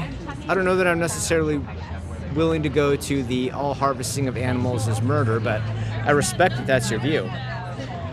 Well, I wanted to bring it back to remind me, or you said kind of like that you wouldn't consider, like, remind me of what you, sorry, I kind of... Sure. Okay. All right. Okay. So, for example, just place where I like to get my pastured chicken, Campfire Farm. They're out of Malino. And so what they do is they rotate their chicken runs so that, basically they fertilize their field, and then they collect their eggs, and then when it's time, they'll harvest their chickens or roosters. So they're out in the open, they're out pastured. That's basically kind of how chickens are kind of supposed to live. And I think that is creating a life that is very in tune with just how the animal naturally lives. Now, and in this case, if the only chickens were going to be wild chickens, then, well, I guess, okay, let me take it another way. If the only chickens were going to be wild chickens, the only way that you would be able to prevent people from harvesting those wild chickens would be having humans threaten violence against other humans for harvesting the animals. So I guess my question is, which do you think is better or worse? Well, I mean, I wouldn't necessarily, I mean, obviously, I feel like there's going to be, just because there might be people, let's say there's wild chickens that might want to go and hunt them or harvest them. Like in the Hawaiian Islands, there are wild chickens just roaming, and it is against the law to harvest the chickens. But the only way that can be enforced is through the threat of violence. Well, I mean, I wouldn't necessarily agree on... That's what law enforcement is. Yeah, I mean, I guess, yeah. I mean, fair point. But I wouldn't like... I mean, if meat's murder, then law enforcement's the threat of violence. Well, I mean, I feel like it's a different scenario in that instance, because, like, I mean, people are going to, maybe they are going out and going to hunt chickens, like, some people are just going to do that, whether it's legal or not. But right now, obviously, like these like what we do to animals, like farming them, is legal.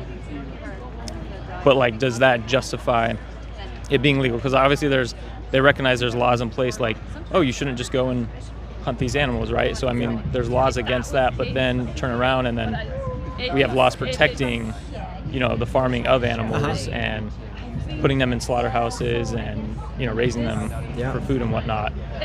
In that like sense, don't you think it's like kind of like a weird, like it's like in some ways we have laws against animal cruelty and we recognize you shouldn't do these things to animals, but then in another sense we protect animal cruelty almost in a sense. I can see why you'd hold that view. I think there's more nuance, but I think we're starting to go in circles now. So, well, I think I'm probably gonna head home in a minute. But could I ask? Appreciate it. Yeah, could I ask you one more question? I was having like I forgot what you had said, but then I remembered. Well, you have a young face. It's not gonna get easier.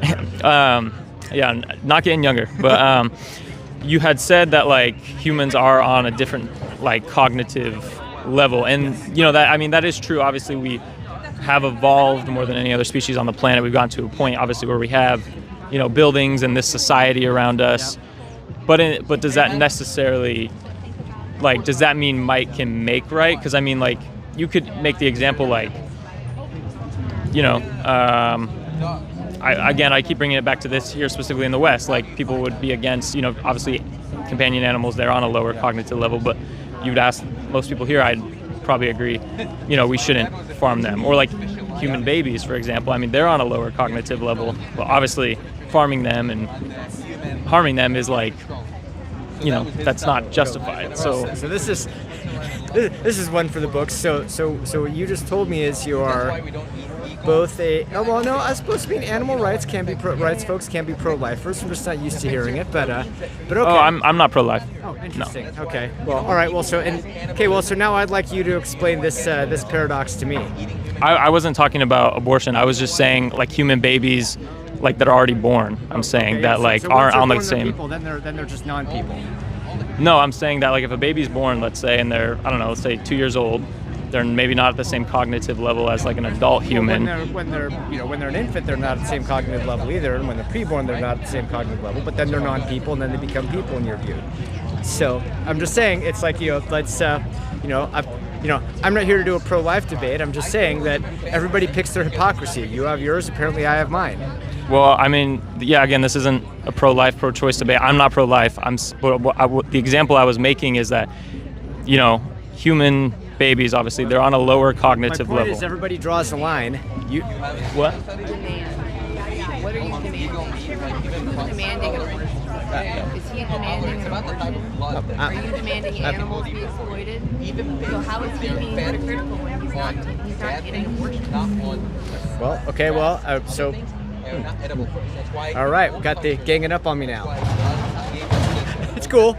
I'm used to it. I'm used to it. Look, I mean, we can end the conversation here. I mean, I feel like it's getting kind of to a place that we don't. My point is that whenever I have a personal revulsion to people that get overly self-righteous, because everybody is hypocritical at some level or another and has some way of explaining why they're right and everybody else is wrong, and that's usually when really great atrocities occur. But I mean, just because maybe someone is a hypocrite or I'm a hypocrite, that doesn't necessarily justify someone else continuing their hypocritical behaviors. I mean, sure, maybe there's things I do that I could be better about, and I recognize that, but that doesn't necessarily justify, that doesn't give me the right to necessarily then, just because I'm hypocritical in this scenario, or just because someone else is hypocritical in a certain scenario, gives me the right to, and that's what, I mean, just because of that doesn't necessarily give you or anyone the right to do these things to animals, demand them to be in, in these situations. I respect that view. I mean, I've definitely given me some stuff to think about. I don't know that I'm on the same page, but it's fine. Would you be willing, I have a resource card, would you be willing to take it? Sure. Yeah? Absolutely. More than happy to scan it. Yeah, this is a documentary on YouTube. Okay. It's called Dominion. Again, it just goes over standard practice of everything that animals go through. I don't know if you've ever seen footage or whatnot. I just think it is important, at least if you are going to continue to buy these products, you should just at least know what you are paying for. So I think it's important as to be an informed consumer. Okay. So you can watch that, and then also if you're curious and you want to watch the live back, you can scan this. It just goes to our YouTube channel and Facebook and whatnot. And, yeah. Cool beans. All right, thank you. Yeah, have a good one. Good day. Thanks for stopping by. We're human. We have a spirit, which is part of God's breath. I don't know. Do you want to go or? That's part of God. We're in the image of God. We're created in the image of God. Yeah, I kind of recognized him. I didn't talk to him, but he talked to Elvin, I think. This last guy. Yeah, sorry, I'm talking to the mic, but here, maybe we can consult the chat. Somebody says, "Stop killing insects, you hypocrites."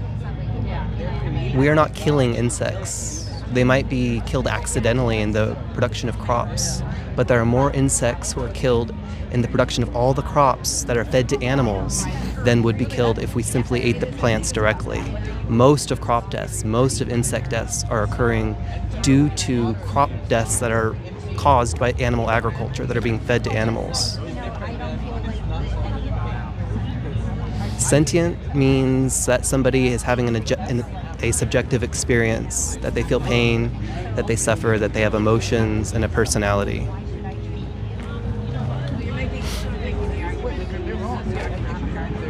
If you are a vegan in the chat, put a 1, and if you're a non-vegan in the chat, put a 2.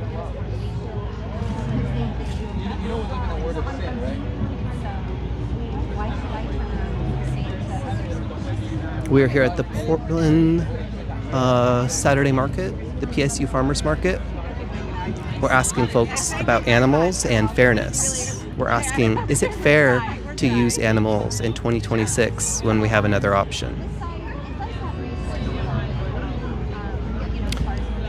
Looks like we have some non-vegans in the chat putting 2s. If you have your best argument against veganism or your number one obstacle to going vegan, if you have that, put it in the chat and I'll address one of those now.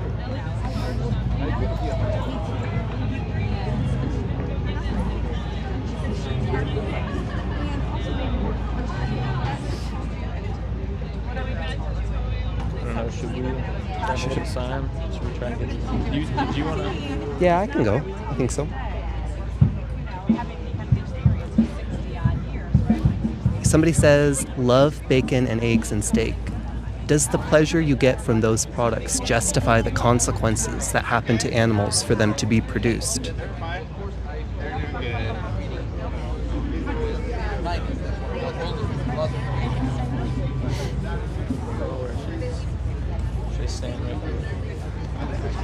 Yes, we are opposed to exploitation.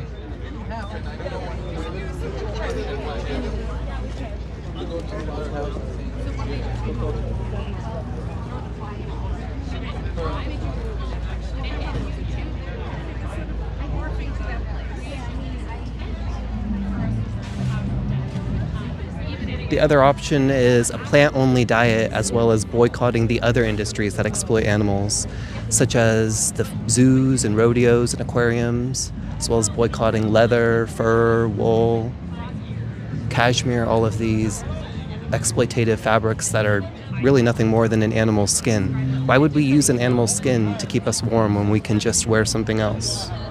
How is that fair to the animal?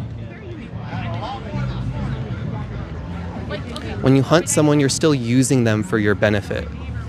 If you are hunting out of an extreme survival necessity, that's a different situation. But hunting and killing somebody when you don't need to is not justifiable. If you think it is, name the justification.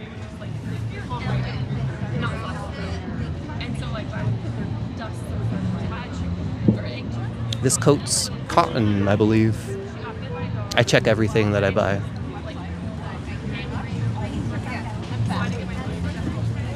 Hi there.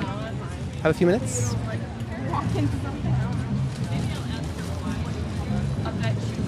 Eating meat is a necessity. Okay, I want to see the scientific study that shows that eating animal flesh is a necessity for humans to survive and thrive. Leave the title of that study and we will be sure to go and look at that. Leave the title of the study in the chat. Hi there. You know, I don't know. It's just like people that are like, I don't think I can do this, and just kind of like over philosophizing. Like there's like a humane.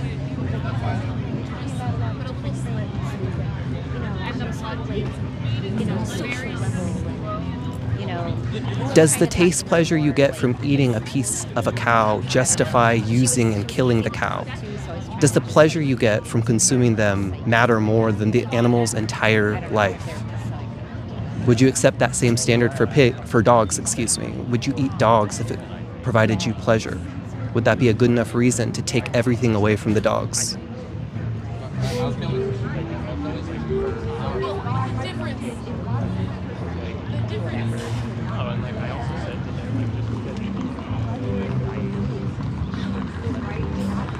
Looking for some conversation partners here at the PSU Farmers Market.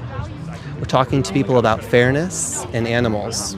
We're asking folks, is it fair to exploit other animals in 2026 when we don't need to?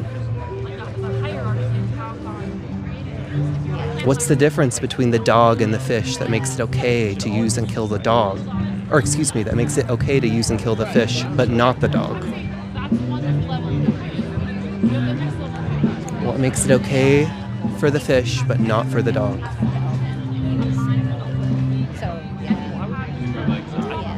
Somebody says it's the food chain, which is an appeal to nature. Do you think that all natural things are just? If you saw that rape was occurring in nature in order for genes to spread, would you find that justified or like a good thing that we should continue? Do you think earthquakes are a good phenomenon? Or if you could press a button and you could spare an ecosystem from being killed off, like an entire community of Portlanders from being killed in an earthquake, wouldn't you do that? Wouldn't you act against nature to save people? some people are addicted to me. I do that every day. Natural disasters are natural, but if I could press a button to prevent them, I would press that button because it would save sentient beings, humans and other animals, from experiencing negative things, from having their life taken from them, from being used unjustifiably and unfairly. Again, provide the title of the study that demonstrates that eating animal flesh or their secretions is a necessity for humans to thrive. Provide your source, or we can dismiss your claim.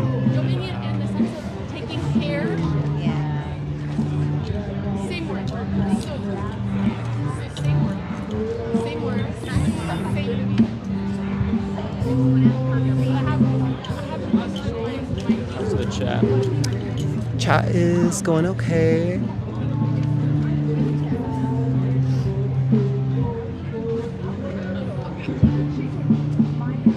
My girlfriend said she was watching, so. She's in LA right now, or she's at her layover, so. Oh, okay. Tuning into the live stream.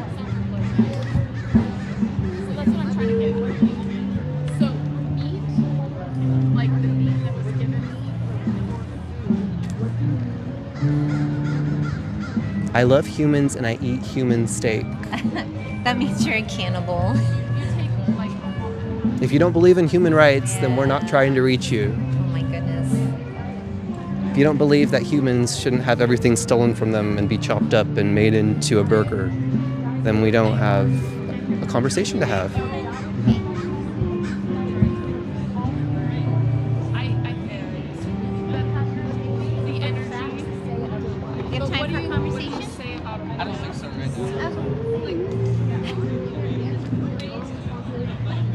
What woman? Somebody says there's a woman wearing leather boots.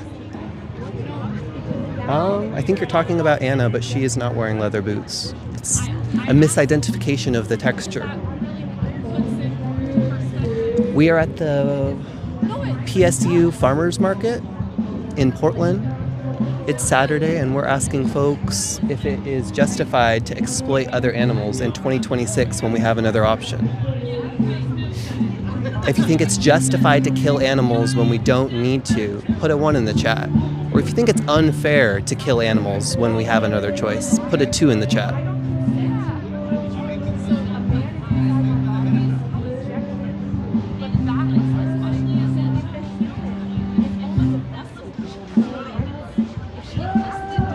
The other option is to consume a plant-only diet. The scientific consensus is that the human body can thrive on a plant-only diet. And if we could do that, why would we continue to use and kill animals if we didn't need to?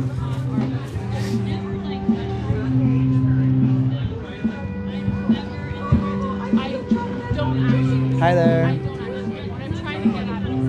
Trying to find our next conversation partner here at the Portland State University Farmers Market, talking to folks about animals and whether it's okay to continue exploiting them when we have other options. Hi there.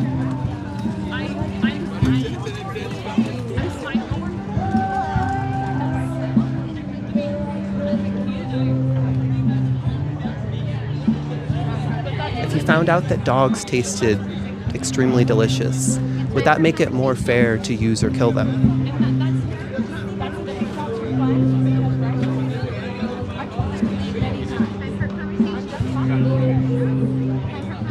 Hi there.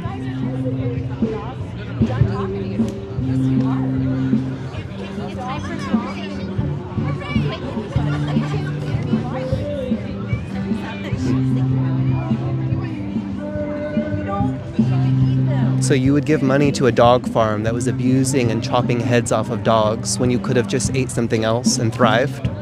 Does that sound fair to the dog?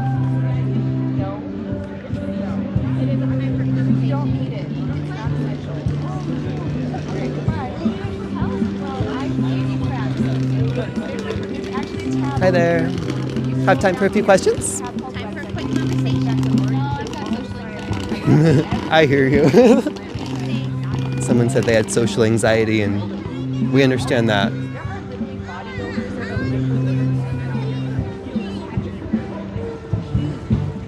It's not fair to the dogs, but stuff happens. If it's not fair to them, should we do it to them? If it's not fair to the pig, should we do it to them? How are you feeling? I think you were already talking to someone. Do you want to jump in?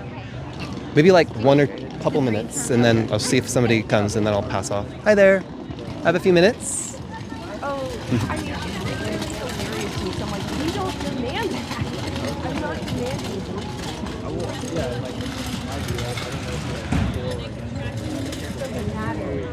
If I was on my deathbed and you told me I had to consume animal products or die, there would be a consideration. I would have to think about it. But in 2026, we're not on our deathbed. We have other options. We shop at the grocery store, the farmer's market, and we have choices.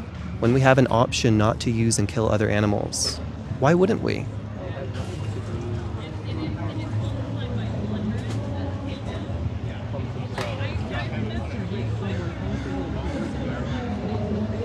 Hi there. Hi. You have time for a quick conversation? Have a few minutes? We're talking about animals. Yeah? You want to hop in right here? You can kind of see yourself in frame so we can orient. You want, maybe a little bit closer. I'll back up so we're not like right on top of each other. All right. Yes, that's perfect. So the first question is, how do you feel about animals?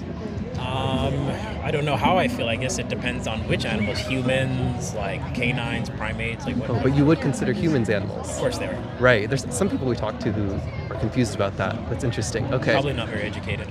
Right. We're just another mammal, right? So how about companion animals? Do you have any companions at home, like dogs or cats? No. No? Have you spent much time around them ever in your life, dogs or cats? I do like cats a lot. I used to have sort of a pet goat. Oh, okay. With your time with like the cats or the goat, what does that teach you about their abilities? I know people deny that they have emotions and stuff, but I mean, anyone who's ever been with one knows that they kind of have personalities and stuff like that. So you think it's kind of a misconception that they might not feel? I think it's an intentional misconception. So it's as an to make intentional it one. So that you don't feel as bad when you kill one or whatever. Oh, wow. That's profound. Do you think there's anything we need from animals in 2026 as humans? I mean, the meat, right? Like we eat the protein and stuff, and then I imagine there's protein, their byproducts, stuff like that. So I wonder if you found out, maybe you went home and it flashed across the news headlines, you were looking at it and it said, the human body can thrive, it can get all the protein it needs just consuming plants. If you found that out, would it be unnecessary from that point to use animals, do you think? I mean, anything, like, I personally do low-key want to switch to being vegan when I get older. I try to be vegan, but I just need to maintain gains, and it's really hard to, like, stay, very physically fit. I hear you, yeah. If you found out that there was a way for you personally to, like, still do bodybuilding, or I'm not sure exactly what you're into, whether it's athletics, if you found out that there were vegan athletes, vegan bodybuilders, vegan Olympic athletes, and you knew that that was an option for you, would it be something that you would be interested in? Without being super intensive? Right. Sure, yeah, I would be interested probably. Right. Do you think it would be fair to kill another pig if you didn't need to? No, of course not. Right. Well, you're easy to talk to. A lot of people argue these points a lot, so you're a breath of fresh air with your open-mindedness. So you talked about veganism, you mentioned it. I wonder, because there's all these misconceptions, what do you define it as, or what would you say veganism is? So I feel like just so long as you're not killing another living being, like, I don't think there's anything wrong with, like, for instance, when I was in France, when I lived in France, I volunteered at this farm where they took, like, donkey feces and they used it to, like, coat trees as, like, kind of a, a sustainable method of dealing with, like, certain types of insects that would burrow into the trees. So I think sharing and caring, and using their byproducts is fine. I would think, like using their poop and taking care of them. That's fine. It doesn't really hurt them or take anything from them. Exactly, meaningful. but like when you're like killing something to eat it is, we kill and eat people. I mean, it's kind of like this is another living thing you're killing, bro. Like, I imagine God is merciful, but like it's still just kind of like, I would definitely not want to do it if I had the option. I wonder. So you're thinking about the protein and the health aspect, but are there any like ethical or philosophical objections that you have to veganism? Like, is there any ideas or arguments that you have in your head where you're like, that kind of makes me not want to go vegan, or that I think that's a good argument against veganism? Do you have any of those? I think a lot of people say that like when you go to a strictly vegan diet that you end up like, for instance, like, I don't know, like the environment, like, because you have to like plant a bunch of things, and like soy is not very good for the environment to be like constantly grown, and so there's like pros and cons to it. Also hormonal issues from it. So I wonder, like, have you considered what all the animals that humans eat, have you considered what they're eating before? Like all of the animals that humans consume, have you considered what they consume? I guess it depends on the animal. Yes, I have. I lived on a farm for a bit. Right. So yeah, I guess I have, but like they eat a lot of plants is my point. So there's actually been a study conducted. Some of them don't eat a lot of plants. Pigs don't, for instance. So. But in general, if we think about the big picture of the animal system, we could reduce the amount of plants that we're growing because of the immense amount of crops like corn and soy that are fed to cattle and chickens. And, good point. And so forth. So if the environment is a concern, we can actually free up space if everybody switched to a plant-based diet, because there would be less plants to feed the humans directly. Does that make sense? Yeah, that makes sense. I don't know. I'm not very nuanced on this. I imagine it's a pretty deep conversation that we have to is pretty. I for one do consider animals as having personalities and their own things, and so I don't like just eat like meat. Like I'm not going to Tyson Farms where they're like putting them like in like these sheds and stuff. I try to make sure it's from farmers who take care of them, and those animals, they certainly live a lot better lives, and I agree with you. But we kind of touched on, if it's unnecessary, do you think it's good to kill an animal even if they're in better conditions and they're a lot happier? Do you think it becomes fair to kill them if we don't need to? No, if we didn't need to, and there wasn't the fact that we live in a world where scarcity guides everything, where like we kind of need to like strive for our own stuff, I would definitely not eat meat in that world. Okay. Well, you seem really open-minded. I'd love to connect you with a couple of resources that get at that question of do we need to? That get at that question of could you, if you wanted, get all the protein and all the nutrients that you needed from plants? Because it seems like it's in line with your principles. Okay. Would you say that? Sure. Okay. I'll give you this card. And well, actually, this is the resource, I'll be right back, that I want to give you. It's called The Compassionate Athlete, and it'll give you some of those health-related resources. And I also, if you would take this card as well, I would love to give this to you, because on this side, there's a QR code that you can scan to get to the documentary, but it also just says it here if you want to look it up on YouTube, it's free. It's called Dominion, and it just shows what's happening in those slaughterhouses, and it just makes it more clear to us. I know how fucked up they are in the slaughterhouses. Right. That's why I go to personal farmers, like the ones who are doing it themselves. But those animals go to the slaughterhouse too, right? No, some of them slaughter them themselves. There's a small farmer in McMinnville, and they slaughter themselves. Do you think it's more fair if they're slaughtered? It's still messed up. Like, again, like if I was hungry, I would rather kill myself than eat a man, but I know that people would be like, no, it's justified in that case. I'm not down for that. Right. But I don't know. I think in a world like this, kind of like how we live in a capitalistic society that's based off of scarcity. Yeah. There are pros and cons to everything, Right. I imagine there's some grand fairness at the end. So. Would you consider, before you leave, last question, would you consider watching that documentary that shows the slaughterhouses so that you could be an informed consumer and make that decision next time you're at the grocery store? Do I want to contribute to this, or do I want to make a more compassionate choice for the animals? Would you consider watching it? I'll try to watch it. Okay. Well, thank you. I appreciate your time. Stay safe. Yes, you too. Have a great day. All right, I'll hand off. Do you want to? Oh, yes. Hey. Awesome. Hey, guys.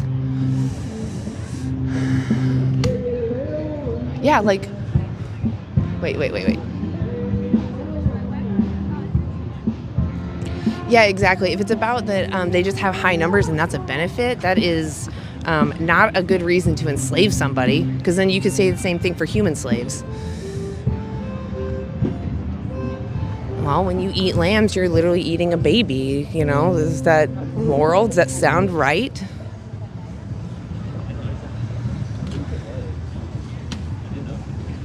I know, right? Like, I understand you guys get this huge benefit from using animals, but rapists, right, get a huge benefit from their victims. Does that then justify, putting the victims through that experience? No. You're making human foie gras.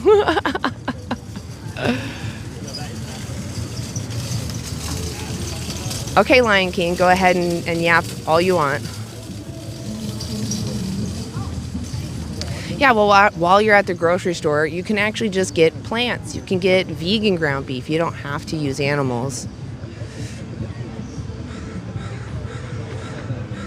Yes, I agree. The non-vegans are crying in the chat.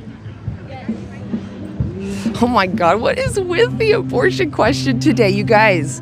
Go look up what exploitation means. Exploitation means to use someone unfairly for your benefit. Just because someone entered your body does not mean that you are obligated to house them, and maintain them.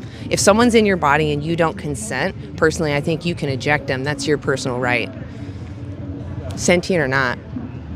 But that has nothing to do with veganism. There are literally pro-life and pro-choice vegans. The point is that if you're avidly one or the other and you're not vegan, you're literally demanding someone lose their autonomy and sentience.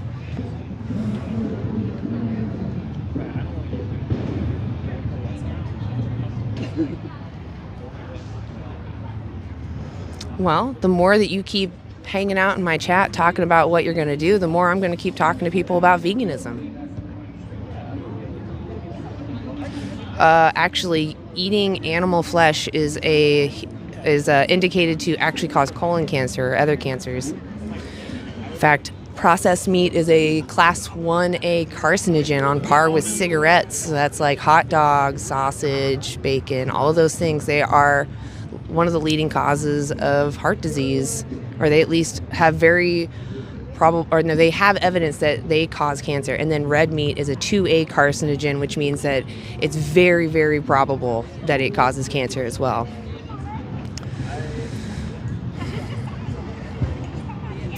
So when you're hunting, you're literally just playing cosplay. You're going out there getting dressed up to go sit out in the woods, pretend like you're in necessity when you're not. You're actually in privilege, and you can just go eat plants instead of harming someone in their own home. Bacon is very processed. Yes, it's growing in numbers. Colon cancer is skyrocketing. Go look it up. Although cardiovascular disease is the ultimate winner. I kind of want to move the camera just slightly because the sun is right there. See, is that better? It's a little better. And which side do you want? Let's do the experiment. Okay. Does that look straight?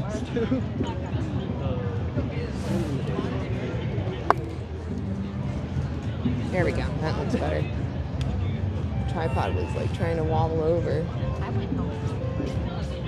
Okay, guys. Let me see. Does that look straight? I'm just trying to keep the sun out of the camera. Oh, yes. Thank you. I think that looks okay. I'll step back over here. Then this person could be right here. Perfect. The boxes still work. Still Right on. completely out of the pack. Yeah, right on. 118. Oh, yeah. Are you guys okay with going till 2? Yeah. Okay. Yeah, I was just going to say, we had a lot of time. Do we want to move back over? Oh, we can if you want. I mean, it's up to you. It's just It does look kind of quiet over here. Should we run over there? I mean, it's been quiet, but we've also talked. Yeah, we've talked. I know, we have talked to a lot of people.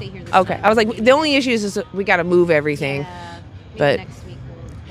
I mean, it's not a terrible. I know that there are activists that do like start in one spot and they move in another, and that's kind of, it's not a terrible idea. That's where the wagon would be helpful, because you just everything's in the wagon. I know I keep bringing this up, but do you guys want to try doing like outside of the farmers market and like another place in Portland? I mean, I'm okay with that. Does anybody want to try anywhere else? I think it might be kind of like switch it up a little bit, maybe, and I don't know, get other people that aren't at the farmers market that are just kind of Maybe it's not as open or receptive of an audience wherever we switch to and we come back here. Like we could just play it by learning ear. lessons, observing, and getting information. Well, and that way we also might be able to bring like a TV. I do think that elsewhere would be okay to have a TV. Because I know here we're not going to be able to show. Human meat is life? Ugh, gross. I could always go over to Burnside again, like Pod Plaza or something. Yeah. I don't know. We'll have to I think, about the weather. well, where we did the AV, I think that was a good spot. Yeah. A lot of foot traffic. Oh, you mean the mall or the Pod Plaza? Because we did AV at both. Where, like right by Powell's? Or, Yeah, it's the Pod Plaza. Yeah, that. I'm not as familiar with downtown, but That was wild over there sometimes. Yeah, it was pretty wild sometimes. But maybe that'll be. We didn't have a live there, and I've never set up the camera. I would say if we have the camera there, someone needs to be standing next to it all the time, because they're very unpredictable yeah, peeps. I mean, like if that's maybe a little too, if you're like worried about that, then we don't necessarily have it could be what? If you're just worried about people like messing with the camera. Oh, I mean, as long as somebody stands next to it, that's all I'm saying. Yeah. I know when we were doing an AV there, I remember I was holding one of the TVs and there was that group of like teens that all just came. They were all like, so I mean. I've had them come I up know to it me can when I'm get, holding like, the TV trying to write on it. Yeah. Oh. They can. Yeah. I mean, they're at the they Pod can be Plaza. obnoxious, so. Yeah. I That mean, is it's something to fine. also We'll be consider. prepared. We'll just, we just need to be on alert. That's all. It's a good spot because people are going in that bookstore typically are people that are, again, thinking outside of themselves. They're people that are willing to think outside the box and question things. People that read books. So it is a good spot. How are you guys doing? Protesting protein. Why don't you protest the color green? I don't know what you mean. We don't protest protein. We're literally talking to people about not abusing and exploiting animals. Going through the genres. Shaving there are people that shave and people that don't shave that are vegan. But it has nothing to do with veganism. I shaved long before I went vegan. I have a fur coat. Would you wear it if it was dog's fur? Would you be comfortable advertising to the world that you think dogs are objects and that dogs can be used as your clothing item? Yeah. Oh man, rabbits. Have you ever seen them be processed? They scream. They sound like humans when they scream.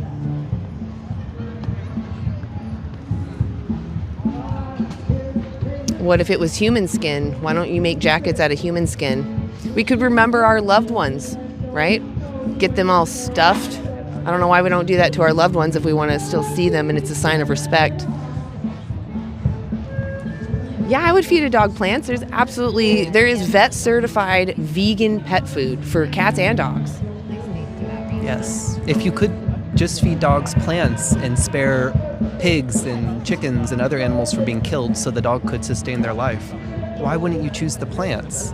Why should countless and incessant animals be killed to sustain the life of one animal if it's not necessary? Nobody needs meat. Everybody needs nutrition. Vegan can be healthy. It can be unhealthy. It's up to you what you want to do. But if you want to be healthy, you can be super goddamn healthy on a vegan diet. You absolutely can. Yes, we take the life of plants, but plants are not sentient. They don't have a brain or a central nervous system, so they don't have preferences. So eat the things that don't care, because plants literally don't care. And plants, there would be fewer plants killed overall, fewer plants used overall from a plant-only food system than an omnivore one because of the large amount of plants that animals eat within the animal system. Yeah, animals eat way more than a person. If you just look at the trophic pyramid, right, you got the grass and the primary consumers, the secondary consumers. So you have the herbivores and the omnivores and the carnivores, right? Every time you take a step up on that ladder, every time, you know, the herbivore is eating the plants, the omnivore carnivore is eating the herbivore, you lose 90% of the energy that went into the bottom level, the herbivore. So in order for us to farm animals, we literally have to put way more energy in. Hey guys, just all animals. Are you okay with being live on YouTube? Yeah, I can be live on YouTube. Awesome. So there's a little blue box. I'll just have it. It's just kind of this brick like area. right here? Yeah. Just so that you should stay in view. There we go. Okay. Awesome. So my name's Anna. What's yours? I'm Matthew. Matthew. And what's yours? I'm Ember. Ember. I love that. Ember. That's a beautiful name. So we're just asking people about the dynamic between the powerful and the powerless. Do you think that the powerful, meaning like they're really strong or maybe really smart or maybe really wealthy, whatever their power is, that they should have the right to oppress, meaning to use cruelly, the powerless, those that don't have the same power? So should the powerful have the right to oppress the powerless? Absolutely not. I don't think being powerful gives you the right to do anything. I totally Just agree like, with you. You know? Yeah. So this is where we have that common ground. We agree on this. This is where it might feel like a gotcha, but I'm literally just trying to show you that we have similar principles. Yeah. What do you think about like the animals that we use for food, clothing, and entertainment? Would you agree that we are the powerful in that sense and we're oppressing the powerless? That's trickier for me. Yeah, it's something we don't really think about. Yeah. I don't want you to feel judged. No, I don't feel long judged time at in all. my life, so it's more like I'm trying to bring up to people because again, I think we share this principle that to cause someone unnecessary harm or to use someone without their consent when it's not necessary, that would be immoral, right? Yeah. Yeah. So, is there anything that you think that we need from animals that maybe might justify what we do to them? I mean, I feel like it kind of comes down, we're talking about like using somebody, like how conscious is like a cow or a pig, you know? Yeah. And not that like, you know, obviously it's a living creature and there's like ways to fuck, I don't know what I'm saying. That's okay. It's not something we usually think about. Yeah, I feel like I would probably use different wording just because like I associate oppression with things that are a lot more like human-centric? I guess human-centric, yeah, systematic injustice, and obviously like we have agriculture systems that use animals, but it's not necessarily the wording that I would. Well, so I'll tell you why I use the language I do. When it comes to like human injustice, we all care and want humans to get equal treatment, right? So I feel like if I'm talking to people about that, we already agree. So it's kind of pointless for me to come out here and talk to you about the atrocities happening elsewhere in the world. Yeah. Mostly because, I mean, we need awareness, right? If you can do something, absolutely, if you can. But you're not demanding that these horrible things happen in the world, right? You're not demanding wars. You're not demanding famine. But when it comes to animals, we are demanding their exploitation. We are the reasons that those animals are there. So that's why I'm out here talking about the animals, is because it's honestly the rights movement that we can make the biggest difference in as individuals, just not buying the products that exploit them. What is your recommendation for people who like maybe don't want to stop eating meat or like but they're like don't want to fully support change, this, but they don't want to change. Yeah, I get that. What I would say is I would watch footage of what it is you think you're demanding. Like here, let me give you cards so that you just have them. So this colorful side has a documentary called Dominion, and if you don't want to scan that, that's fine. It's written there at the bottom, and you can watch it free on YouTube. It's standard practice. It's not one of those gotcha films. It's like, this is the worst treatment that's happening at this facility. It's more like, this is inherent in animal products. So it's good to know, like, so this is what I'm demanding. do I feel comfortable with this? You know, do I really want to give my money to people that do this to animals? And sometimes that can still feel really surface, right? Like, I don't really care because I don't see it. But imagine if you were them, right? What would you want your oppressor to do if someone was oppressing you to the point of death and they didn't need to? Like, would you prefer that they make the effort to learn how to live differently or take the convenience and use you? I mean, I don't know. It feels like I still think like being like we're oppressing animal. Like do you think like well I don't know. It's confusing. I can explain the language. Yeah. Yeah. No, you explained it to me. I understand, okay. but it's like say like. Well, they're sentient, saying that right? I mean, they're sentient, but What does you know, sentience mean? If you know. I mean, sentience just means that, like, I don't know, you're aware of your own existence. It can. Sentience mostly means you are having a subjective experience, meaning you're having your own subjective emotions. You have your own version of pain, joy, suffering, etc. And so we found that animals do experience these things. They do care about what happens to them. Even fish, if they experience pain, they actually change their behaviors to soothe themselves. So that tells us that they don't want to feel that pain and they want to alleviate it, right? They care about what's happening to them. So if they care and they don't want to suffer, right, and we can avoid demanding that, what do you think we should do? I would avoid it as much same. as felt possible. Yeah, as far as in like that you moment. possibly Yeah. could. Absolutely. I don't think that this is accessible to everybody. There are people that will have obstacles for sure. But I think, don't let other obstacles stop you, yeah, right? I think you're fighting a just cause. Yeah. I just think that there's obviously layers to it. Of and course, what I'm you're not doing- here. I can't force you to do anything, right? No, absolutely. All I'm trying to pull up are your actual values. I'll put it this way: like, how many more animals would you want to put in that position? Is it more than 0? That's an interesting question. I know. It's about your values, you know. Right. Do you want animals to be exploited for you? I think for me, what's more important is where they're sourced from. Well, what is it from the animal's perspective? Do you think that when they're having their life taken, do you think they're saying, at least I had a good life? Or do you think they think, no, I want to keep living? Right. I don't think they have those complex thoughts.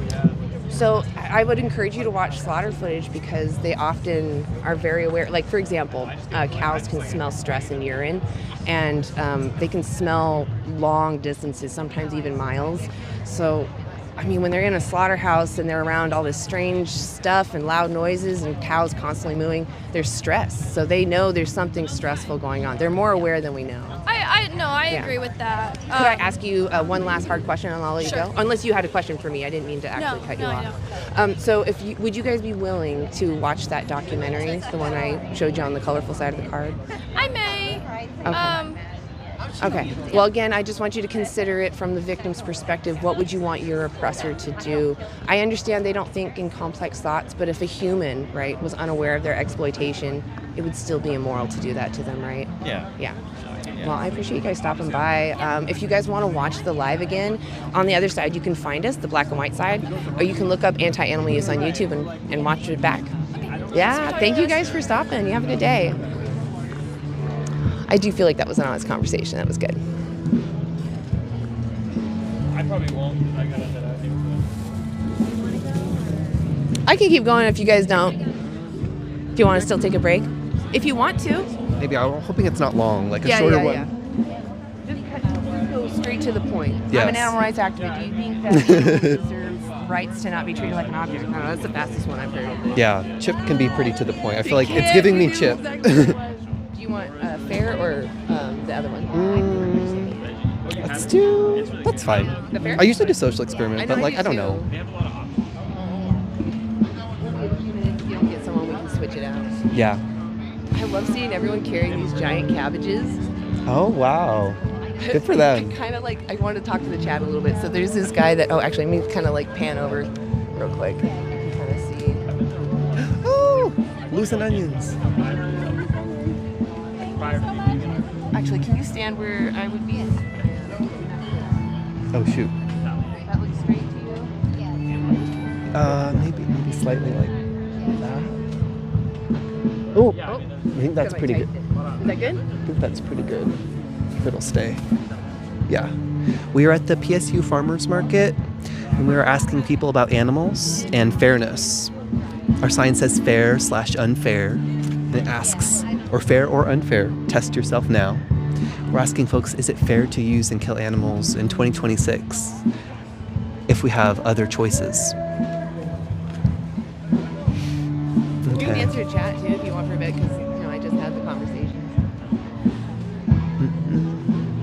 Somebody says, I love animals. If you love animals, can you love them at the same time that they are used for you?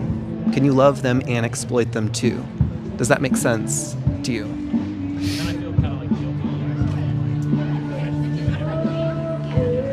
Hi there. Have a few minutes?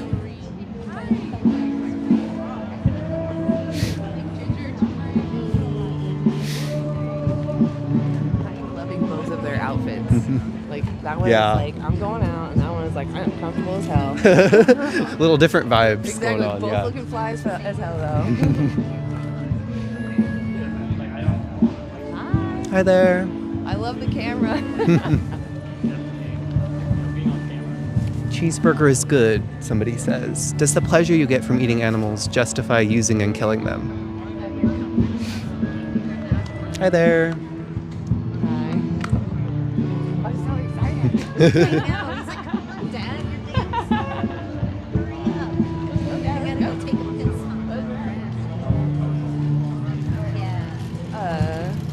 It was a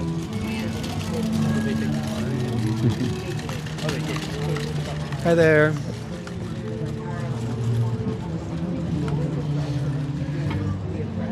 Hi there. They probably know.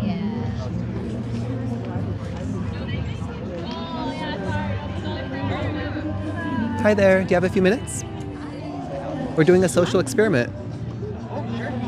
Yeah? All right. So we are live on YouTube. Is that okay with you? Yeah. All right. I'm going to have you step in frame, a little closer here. Maybe one more step. All right. We are perfect here now. Cool. All right. So we're doing... maybe like about right there. Yeah. Okay. Move me around. All right. We are good here now. So our first question is, what do you think about animals? Animals? Yeah, I like animals. You like animals? Yeah. Do you have any companions at home? No, I don't. Have you ever? Yeah, it's been a while. When I was a kid, we had a dog growing up.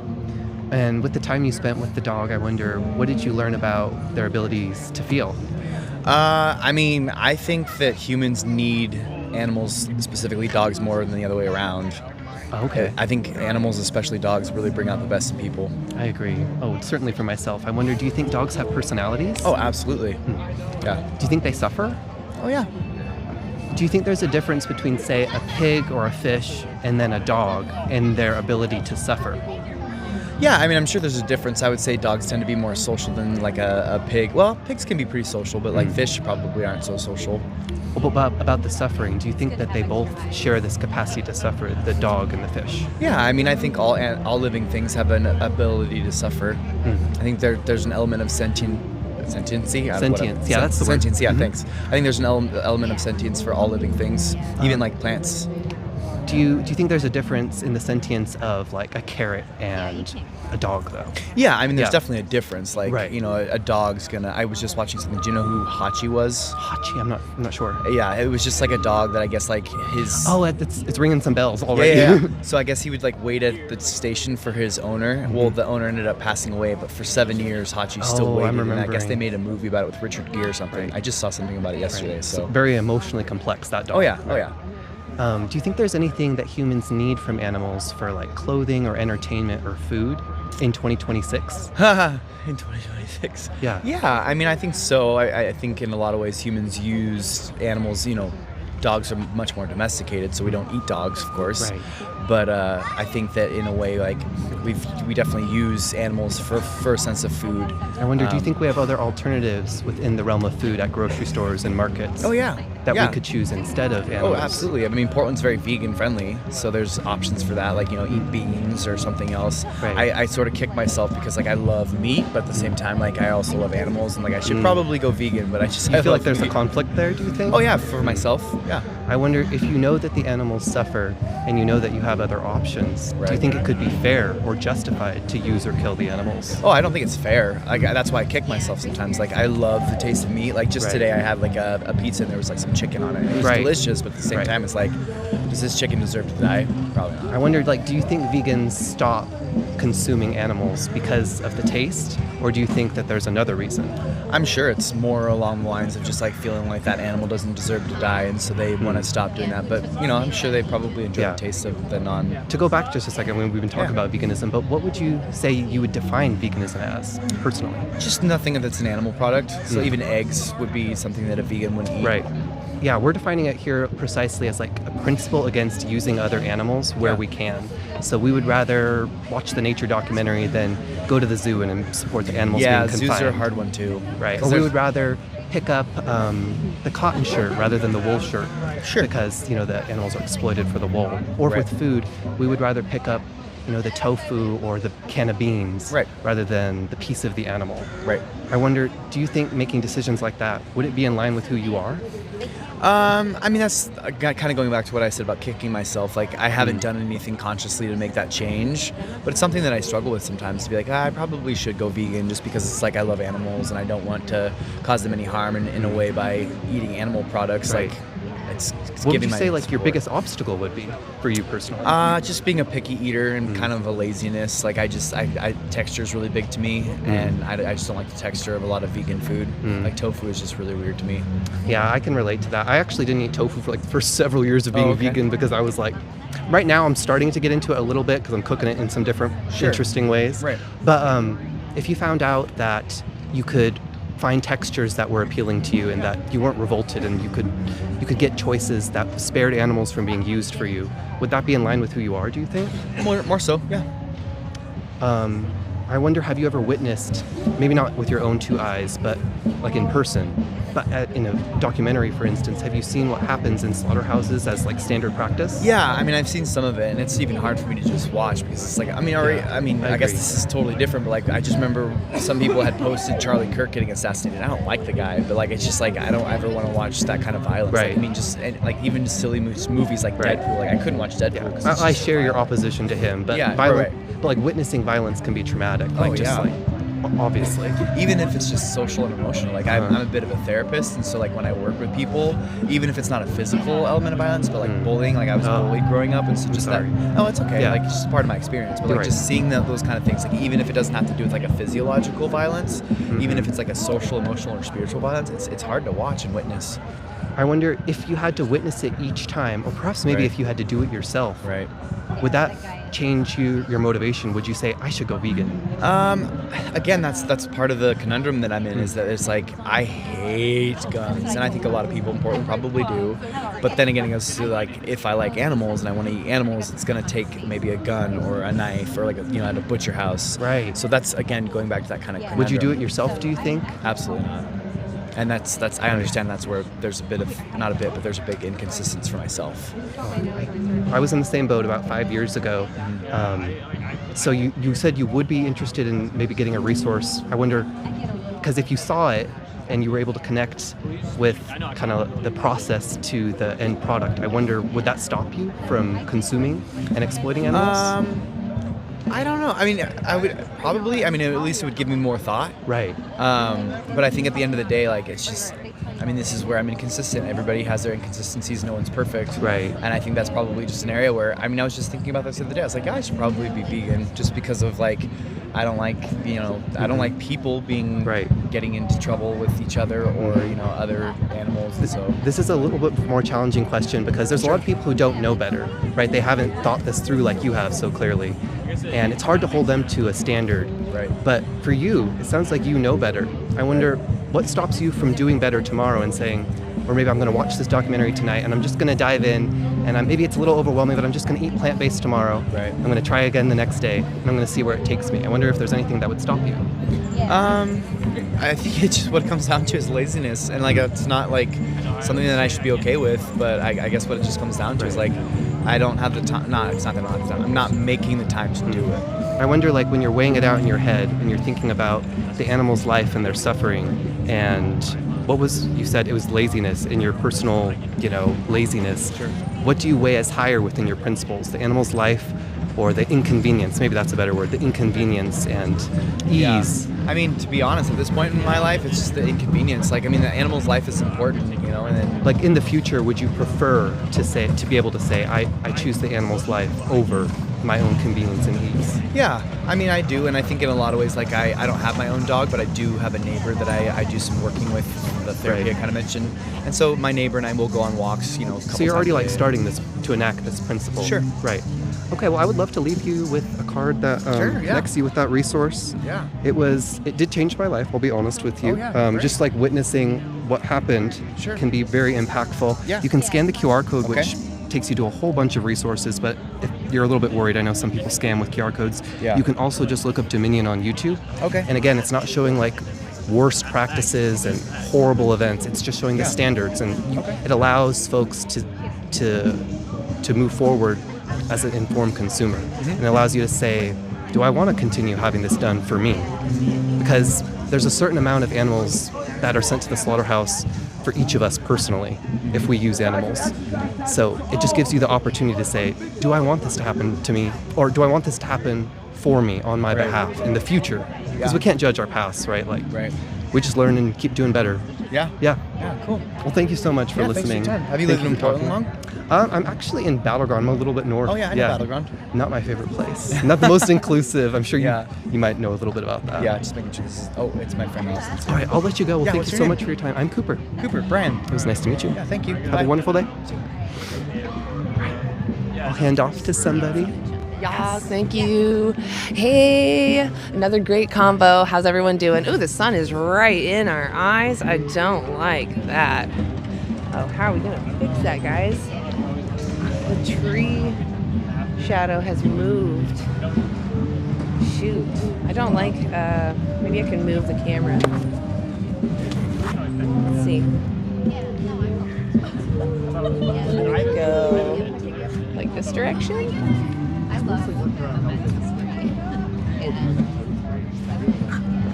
I don't use Oh, actually, I see a spot. I'm gonna go to the other side. Oh, but there's someone sitting there. Okay. Never mind. I'm gonna move this right here, though. Okay.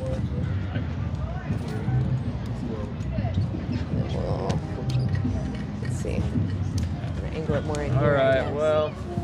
All right, do you want to say goodbye to the YouTubes? Yeah. Here you go. I'm just trying to line up the camera so we can have another chat area. All right, I gotta head out, guys, but thanks for tuning in and well, I guess the live isn't over yet, but still, thanks for tuning in and watching, and as always, go vegan, don't exploit animals. Awesome. All right. Thank you, Grassfed. Everyone go check out Grassfed on Instagram and TikTok. He's awesome. Does great activism. He'll go sometimes on my panel live. It sounds like he might go live on TikTok. We'll see. Yeah, we'll see. We'll see. Just keep an eye on Grassfed. Grassfed. Think about it. Yeah, but, keep an eye. Yeah. We may have something in the works. So. Exactly. Yes, we may have something in the works. Until then, just go and like his content, all right? Go in there and like it. Comment, subscribe, all that just stuff. Engage, Yeah. Gets the out or gets into the algorithm. Yeah, absolutely. Also kind of encourages us to do stuff, so. Yeah. Yeah. Awesome. All right, guys. Have a great day. See you later, Nick. Awesome. Hey, guys. Okay, hold on. Let me check the time. Where are we at right now? Okay, I kind of want to try for one more conversation. Let's see. We'll see what we can do. Yeah. He's grass-fed human. Yeah, human bacon is crispy in the air fryer. I don't know if you guys know the term long pig, but it's in reference to human flesh, and that would taste similar to pig flesh. Oh, good job, Jake. Oh, gross. A reptile show? Those always are heartbreaking. Hey, Haas, what's up? Good to see you. Yeah, I hate that shit. Hey guys, I really appreciate y'all being here, especially the vegans. Thank you so much, but also the non-vegans, because you're gonna hear something that maybe you didn't hear before.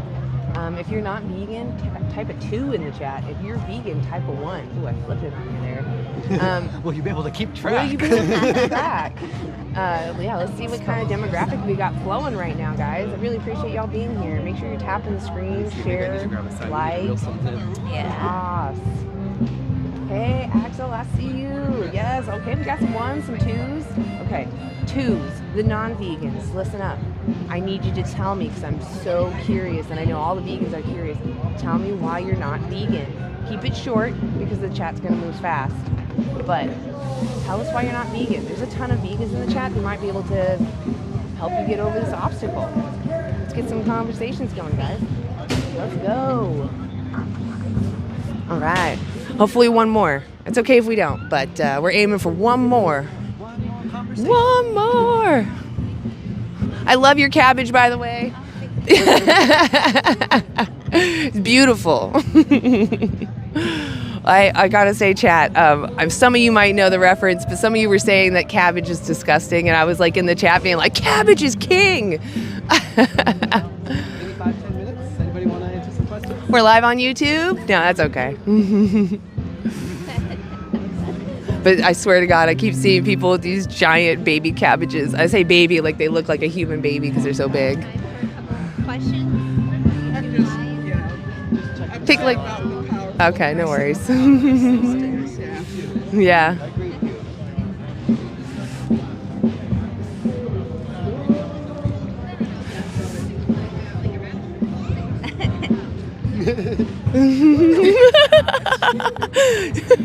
If we're not having fun, no one's gonna want to come over here. We're smiling. Yeah, we're smiling. I'm loving the funny looking carrots they have over there. Some of them have like noses. Yeah, they're like little nubs sticking out. I love funny looking vegetables. I used to have a box of them delivered to me too.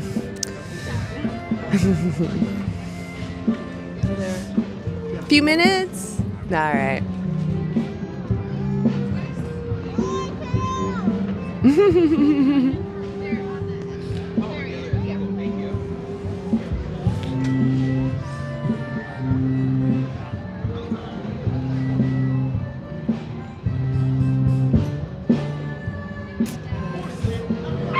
Uh-oh. Heard a little bark. Eat oats, not goats. Pumpkins, not munchkins. Pumpkins, not munchkins. I like that one. That was a good one. The Wizard of Oz one. Yeah.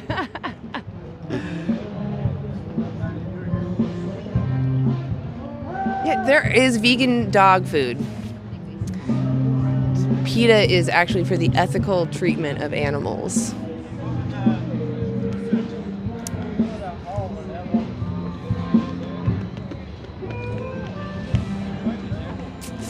Somebody's gotta want to talk to me.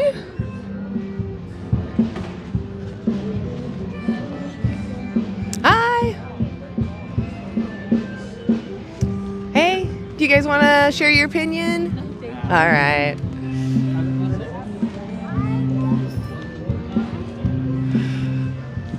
Not finding somebody who wants to talk just yet. Hoping we find someone in the next few. There's nothing wrong. It's certified by veterinarians. It has all the needed nutrition they need and they're happy. I don't know if you know this, but dogs are omnivorous. They can eat both animal products and plant products and thrive. Hi, do you want to answer a few questions? Okay.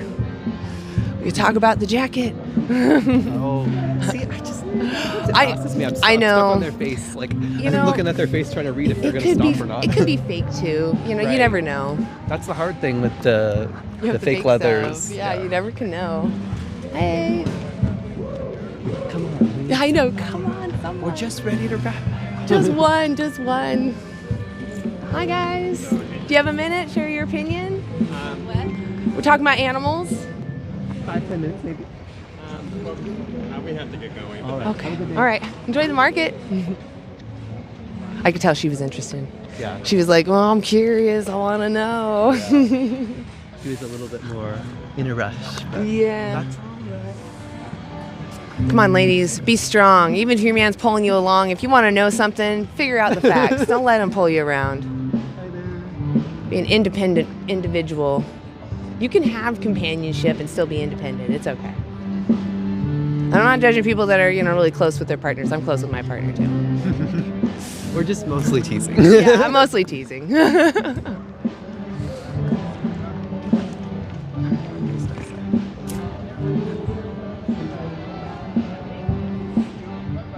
There is like no one coming down here. We did it, guys. Everyone's vegan. Actually, wild animals can't be vegan just because they don't necessarily understand morality. Could they be plant-based? I mean, possibly. No one really actually needs animal products. What we need is nutrition, right? And if we could get that nutrition from other sources, then we're good. We don't necessarily need it then, right? Hi, do you guys want to share your opinion? Oh.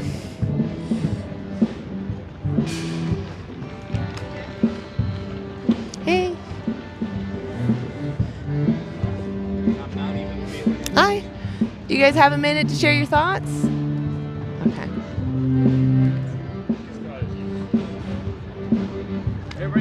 Hey guys. Hey, do you have a minute to share your opinion? Okay. Okay, we'll get the social experiment sign. Give this one. I know, right? Let's try it one more time. Hey. Hey, do you guys have a minute? Okay. Hi. Do you guys want to share your opinion? Okay. Yeah, enjoy the market. Did you want to take a minute? Okay. Enjoy yourself. Can I at least give you a card? You just look us up. So this is our resources, and that's how you find us.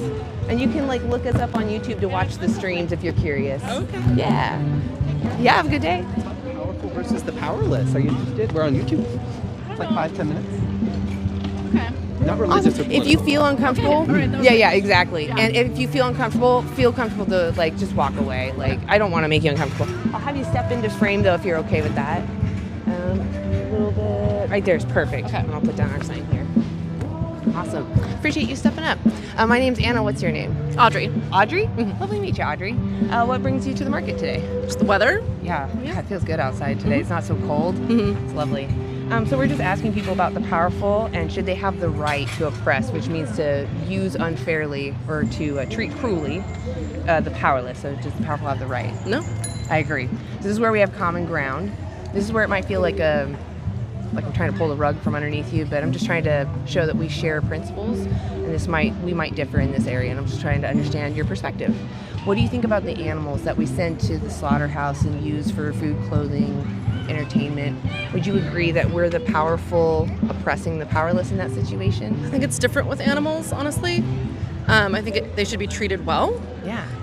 But I also think that from an evolutionary standpoint, we're designed to eat meat. I think that there's some animals like octopi, I hesitate, as their intelligence increases. Is it, when you say that we should treat animals well, is it because you care about their experiences? Yeah, sure. Yeah, I agree too. Mm-hmm. So do you think that there's something that we need from animals that would justify us putting them through this system? Not necessarily. Yeah. I mean, there's other places to get protein and things like that. Exactly. But, I'm not going to judge other people if they're going to choose. Oh, yeah, I'm only asking about your choices. Yeah. So what is it then about, let me change my question. If we could get everything from a plant-based diet, and we know that animals can suffer and feel joy, what then becomes the justification for using them when they don't want to be used? I mean, I feel like, honestly, the whole system needs overhauled. I feel like humans can get everything we can. I think my biggest issue is cattle and beef because the tax it has on the climate, as well as resources. It takes way more resources to raise a cow to slaughter. I mean, have you ever heard of the trophic pyramid? Yeah. Yeah. So every time you go up, it's you got the herbivores, the omnivores. Yeah. Every time you take a step on that ladder, you're losing 90% of that energy. Yeah. So that shows us right there that using animals is just inefficient when it comes to the environment. Yeah. There was a giant study done on this that if we actually stop farming animals, we could feed 10 billion people and reduce ag land. Oh, yeah, at the for same sure. time. Yeah, It's crazy. Yeah. But as far as down to the ethics, even if it was good for the environment to use animals, do you think that the animals care about what happens to them? I think it depends on the animal, honestly. Yeah. I think some animals are not self-aware enough to like. What about? But we don't know. There's no way we can know. Right. So it's just speculation. What about like the cows, pigs, chicken, and fish? Do you think that they can feel? I don't think if I'm, if I have a fishery, I will eat fish. Like I don't feel morally like sad if I go fishing and I have a trout. Like I don't think that they really have very much awareness. I don't know how much chickens have, but I think. Could I give an analogy that might be uncomfortable and like we can discuss why they feel different? Sure. So like if let's say I don't actually, but let's say I enjoy going out to the lake and instead of fishing for fish, I stand on the land and I pull dogs into the water. I think dogs are different. Okay. Like I think that there's a difference between. So what is it that separates the dog from the fish? Well, I think intelligence and the ability to like how it interacts with the environment is very different. Do you think that fish care about what happens to them? I don't think that fish are self-aware enough to know what happens to them. So they've actually done studies on this, and they find that fish, they actually do care about what happens to themselves. There was a study done on tigerfish, and they have actually done this on other fish as well, but you can look up tigerfish study, and they gave some fish some pain, and they had 2 tanks that they could go into, and they found that fish change their behavior when they feel pain, and they want to alleviate it. I think that that's different because studies that use pain also rely on pure instinct, and it relies on. So let me explain the study. Well, no, but let me finish. So it also relies on psychological principles, right, of how we learn. And if something is instinctual, it doesn't necessarily mean that they're going to be cognitively, oh, I didn't like how that feels, so I'm going to stay over here. It's also biological, and I don't think that we can draw the leap to say that fish are like, oh, I don't really want to do this. I don't want to go over there because I'm going to experience this because we don't have the ability to. I'm not saying they literally think like that. I think they go, this is harmful, I don't like it, and they try to alleviate it. Like, I don't even think that we could say that they have that level of awareness. We can. I don't think that we can.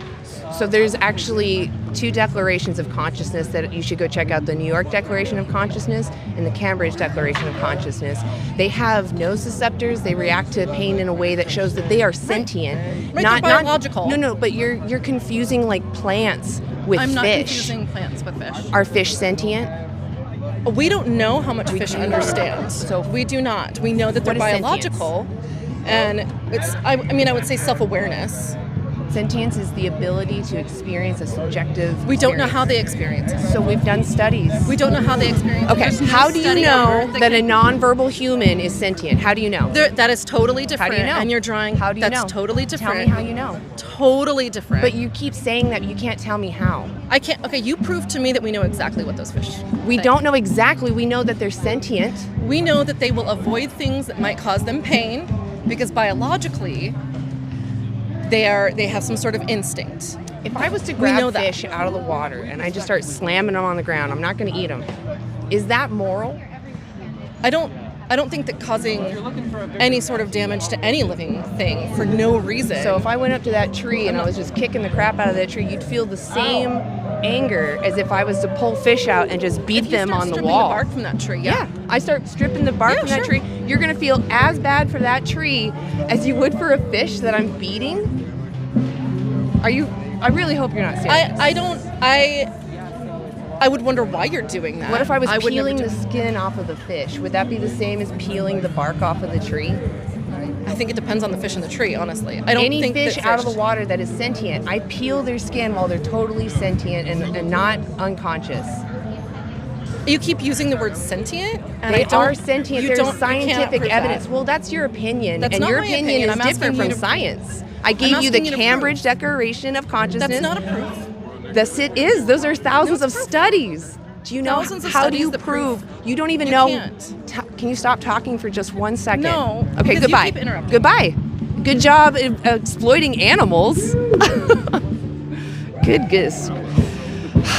I just don't understand. Like, she can understand when I'm saying peel the skin off.